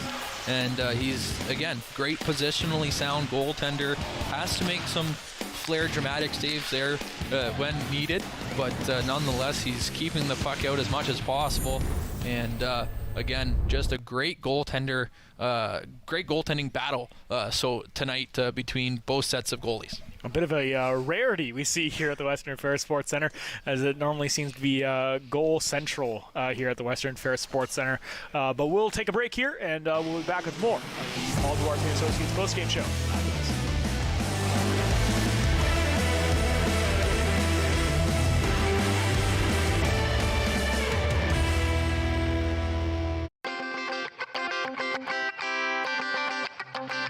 I'm Carolyn Cameron, host at Sportsnet. And that's the question mark for what the next step the NHL and the players will take. I decided to volunteer at Rogers TV because I was in broadcast journalism school in London, Ontario, and I wanted to get a little bit more experience. So Jeremy didn't do too great in Ultimate Frisbee. No. I wanted to learn behind the scenes, learn different roles, while at the same time figuring out what I like to do. I'm a little afraid, but I'm kind of excited too. I mean, look at this getup. Is this not the coolest My getup? time at Rogers TV really helped me in my career because it really set the stage for what I do now. I was learning about radio broadcasting in school. All of my TV experience came from Rogers TV. I look the part though, right? Exactly. With this and the camera, I'm all set. Especially working on air, that definitely helped me land a job at Sportsnet. Everybody knows not to drink and drive, but some people still think it's okay to take drugs and drive. Police have the authority, the ability, and the tools to determine if drivers are impaired by legal or illegal drugs. And because drug-impaired drivers can pose just as great a risk as drunk drivers, they face the same penalties, like the loss of their driver's license, a criminal record, fines, and more. A message from the RCMP, the Canadian Association of Chiefs of Police, and Arrive Alive, Drive Sober. This week on Chillin' and Grillin' with Jeff, get meal inspirations for your Super Bowl watch parties with moose sliders, brisket mac and cheese waffles, turducken stotch eggs, and more. Watch the latest episode of Chillin' and Grillin' with Jeff, Thursdays at 7:30 p.m. Just in time for the big game, and as always, continues to make me hungry every time we talk about that show. Nationals once again win here 4-0 over the Strathroy Rockets. Very interesting game, as we've said multiple times. But one thing I want to go back and reiterate on, keys to the game. We talked about those right off the top. For the Rockets, it was special teams, and just, once again, disappointing to them again tonight. Yeah, that's right. They had opportunities, 4 of them, I believe. One of those was an extended 5-on-3 for 2 minutes, and it's, like we mentioned, they got to the dangerous areas, but then couldn't make the finish, couldn't get the puck into the net, or even shots towards Barrie once they got the puck into the slot. It was passes into the feet or off the tape, too hard of a pass, or not a hard enough pass to get to the intended target. Yeah, so again, 0 for 4 on the power play again, and I believe you got a stat mentioned to you from one of the Strathroy broadcasters that 0 for 18? 0 for 18 since coming back from the break. Not what you want. You got to bury a power play goal eventually. That's the point of it. You got the man advantage, and numbers like that are not going to win you many games. And they're just holding on to that 8th seed right now. And if things stay the way they are, Nationals now jumping into first place in the Western Conference as well. This could be a first-round matchup, and might not be a long one, depending on how well the teams are playing. And that's as we get to look at the standings with the win tonight. That's 40 points now for the Nationals, and I believe Chatham had a victory, so that's another 2 points for them. They're up to 40 points, so it's a 3-way tie atop the Western Conference standings, and it's a log jam, and it's going to probably come down to the bitter end for these teams. But we see the key thing here is the Nationals and the games in hand because of the COVID shutdown, and then they came back and they still had some stuff going on, snowstorm and everything like that. So there's still some games to be made up for the Nationals. So that's kind of what the Nationals have in their back pocket, is those games in hand. And we'll see if that plays a factor heading into the stretch drive of the season. Big thing as well for the Nationals is Leamington as well is tomorrow night. The game's in Leamington, a place the Nationals this year have not been playing too well from what we've seen. Leamington does have their number on their home ice, and that's going to be another battle for first place. Winner of that game will have sole possession of first in the Western Conference. Still lots of hockey to be played, still over 20 games for each team playing here. So a lot of hockey. No one's really out of the woods yet. And as we said, looking at those standings again, it's there's only 5 points separating 5th place and 1st. So a team like London or Leamington could easily fall down and have that 5 seed, and then, or 4-5 seed, and then you don't get home ice other than the first round. Like a bad week here, a couple of bad games there, you could tumble down these standings pretty quick. Yeah, exactly. I believe we saw that before the Christmas break and the COVID shutdown. That was it Kamoka that was kind of up near the top of the standings, and then LaSalle was up near the top of the standings. They came into the Western Fair, lost, and then all of a sudden they're right down. 9-game losing streak they went on. So there you go. Not a great time for the Vipers around that time. And they're sitting now in 6th now. They've completely fallen out of that top echelon of teams. And the Vipers are a solid squad. They just need to get some momentum back on their side if they want to try to build their way back up. One last thing, just looking at the Nationals as a whole as well. We mentioned the keys of the game for the Rockets was the special teams, and then just the chemistry thing. We saw a little bit of it. The players seem to be pretty solid so far tonight. Only a couple of the new faces in the lineup for the Nationals. But what do you think of how the Nationals played as a whole under the new coaching staff? Like I said, the start wasn't, I think, one that the Nationals would particularly like from their team. But as the game went on, I think it got more comfortable.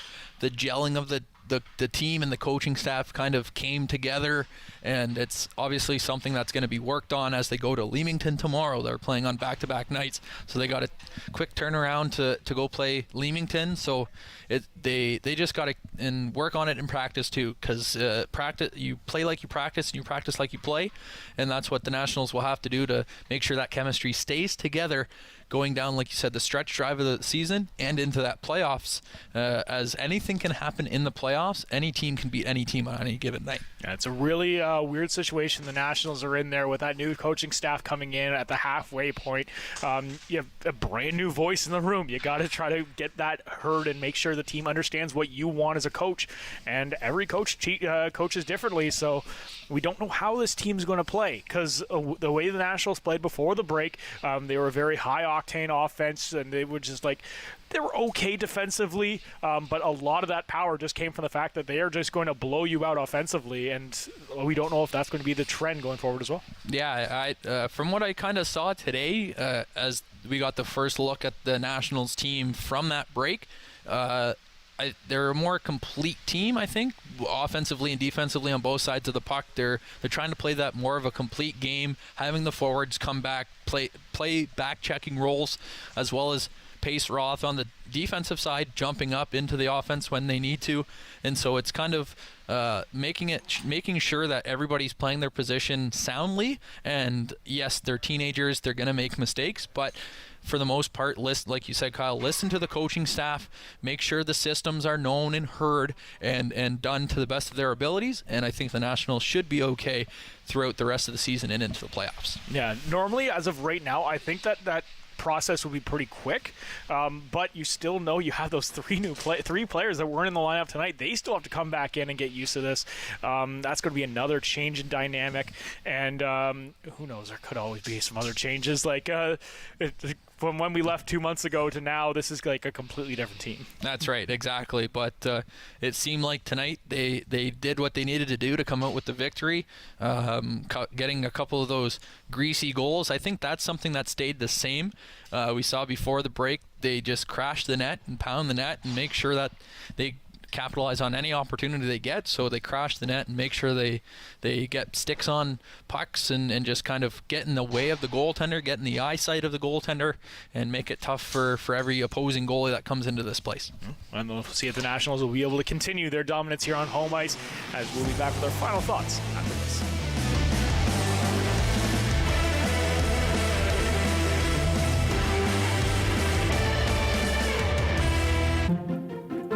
Do you have something to share? Let everyone know about your next meeting, your need for volunteers, or your fundraising event on the Rogers TV Community Billboard. Send us your words and we'll bring them to life on Rogers TV and rogerstv.com. When it's time to spread the word, go to rogerstv.com to add your announcement to the Community Billboard.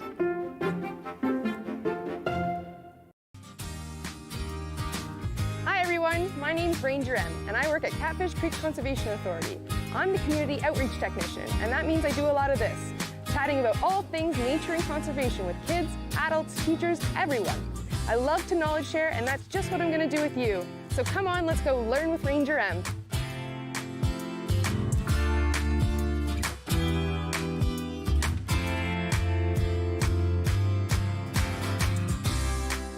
When an impaired driver killed my brother DJ, some people used the A word. They called it an accident, but it wasn't. An accident implies that no one was at fault.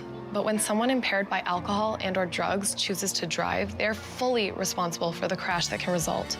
So please, for the memory of my brother DJ and the thousands of families whose lives have been shattered by impaired drivers, let's drop the A word. A crash caused by impaired driving is not an accident.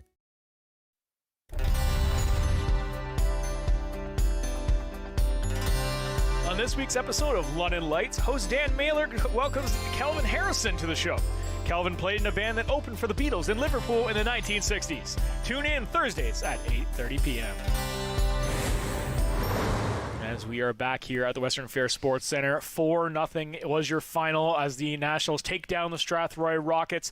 And if you did miss the game, we want to take you through our highlights of the game one last time. as it was a very tight battle between two stellar goaltenders. That's right. Bauer is opening the scoring in the first period, his first as a national. And then you're going to jump right to the third because the second period had no scoring. And so that's Santavi with the shot on net. And that was Nichols burying the rebound for the second goal of the game. There's Beaupre with the shot. That just fools Nix in there. And that was the third goal to make it 3-0. And then here's the final goal of the game for the Nationals as Duarte and then make a play behind the net. And Torrealba's the recipient of that, puts the backhand through and into the back of the net. And again, a 4-0 victory here for the Nationals. And we mentioned the next game for the Nationals is tomorrow night in Leamington against the Flyers, and that's going to be a battle for first place. Absolutely. Nationals are going to be in tough. This is the first big test for this coaching staff. It's their third game as a team here, losing to LaSalle on the weekend, and then managed to get the big win here tonight. Tomorrow is the big statement game. You're up against Leamington. They're number one they're tied for number one in the entire Western Conference. They always play you tough, no matter what lineup comes in here. Nationals have always struggled a little bit in Leamington as well. So. It's going to say a lot about this team, whatever happens tomorrow night. That's right, and the coaching, like you said, Kyle, the coaching staff's first kind of big test as a group. So yeah, they're going to have to get focused right away, and if it's a bus trip down there to Leamington, get the troops focused on the bus and get that trip down there, make sure they're focused for this hockey game, and they want to come away with those 2 points and get sole possession of first place in the Western Conference, as does the Leamington Flyers. So like we said, it's going to be a tough test. I think it's going to be a hard-nosed game. Both teams are going to play hard and try and get those 2 points. It's going to be a different battle between the pipes as well, as you had Aiden Barry picking up the shutout tonight, and then tomorrow night you have Owen Flores coming in, his first game in the Knights in Nationals uniform in a few months now, getting all that time with the Knights, so it'll be a big opportunity for him to come back in another big game for him, as we will get ready for will be a big match for the London Nationals as we look forward to next week. They'll take on the St. Thomas Stars, same time, same place. Thank you everyone so much for watching. We'll see you next time.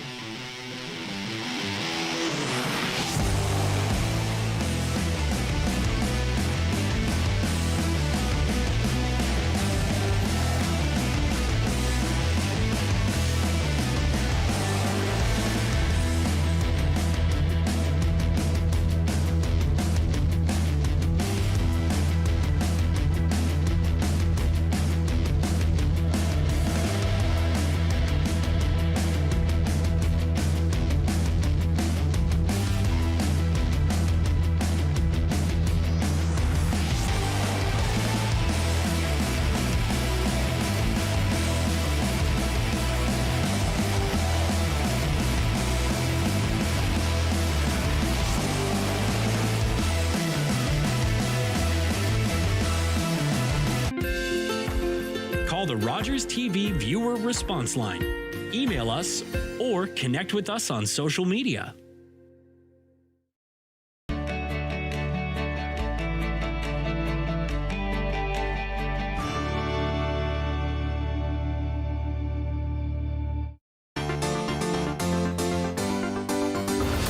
fate of the family is gonna come down to you. I can't do this. Let me help you. The rats told me everything. Don't eat those. Even in our darkest moments, there's light where you least expect it.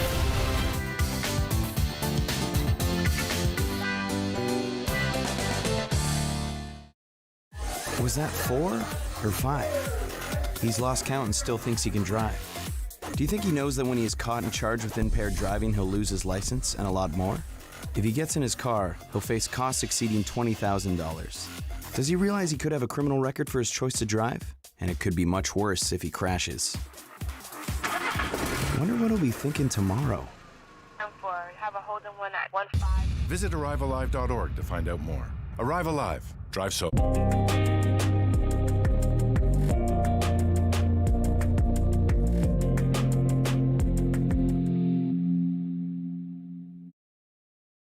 To kind of raise that bar. That extra gear, that first 3 steps. Huge strides in the performance. That I might not be the player I am today. To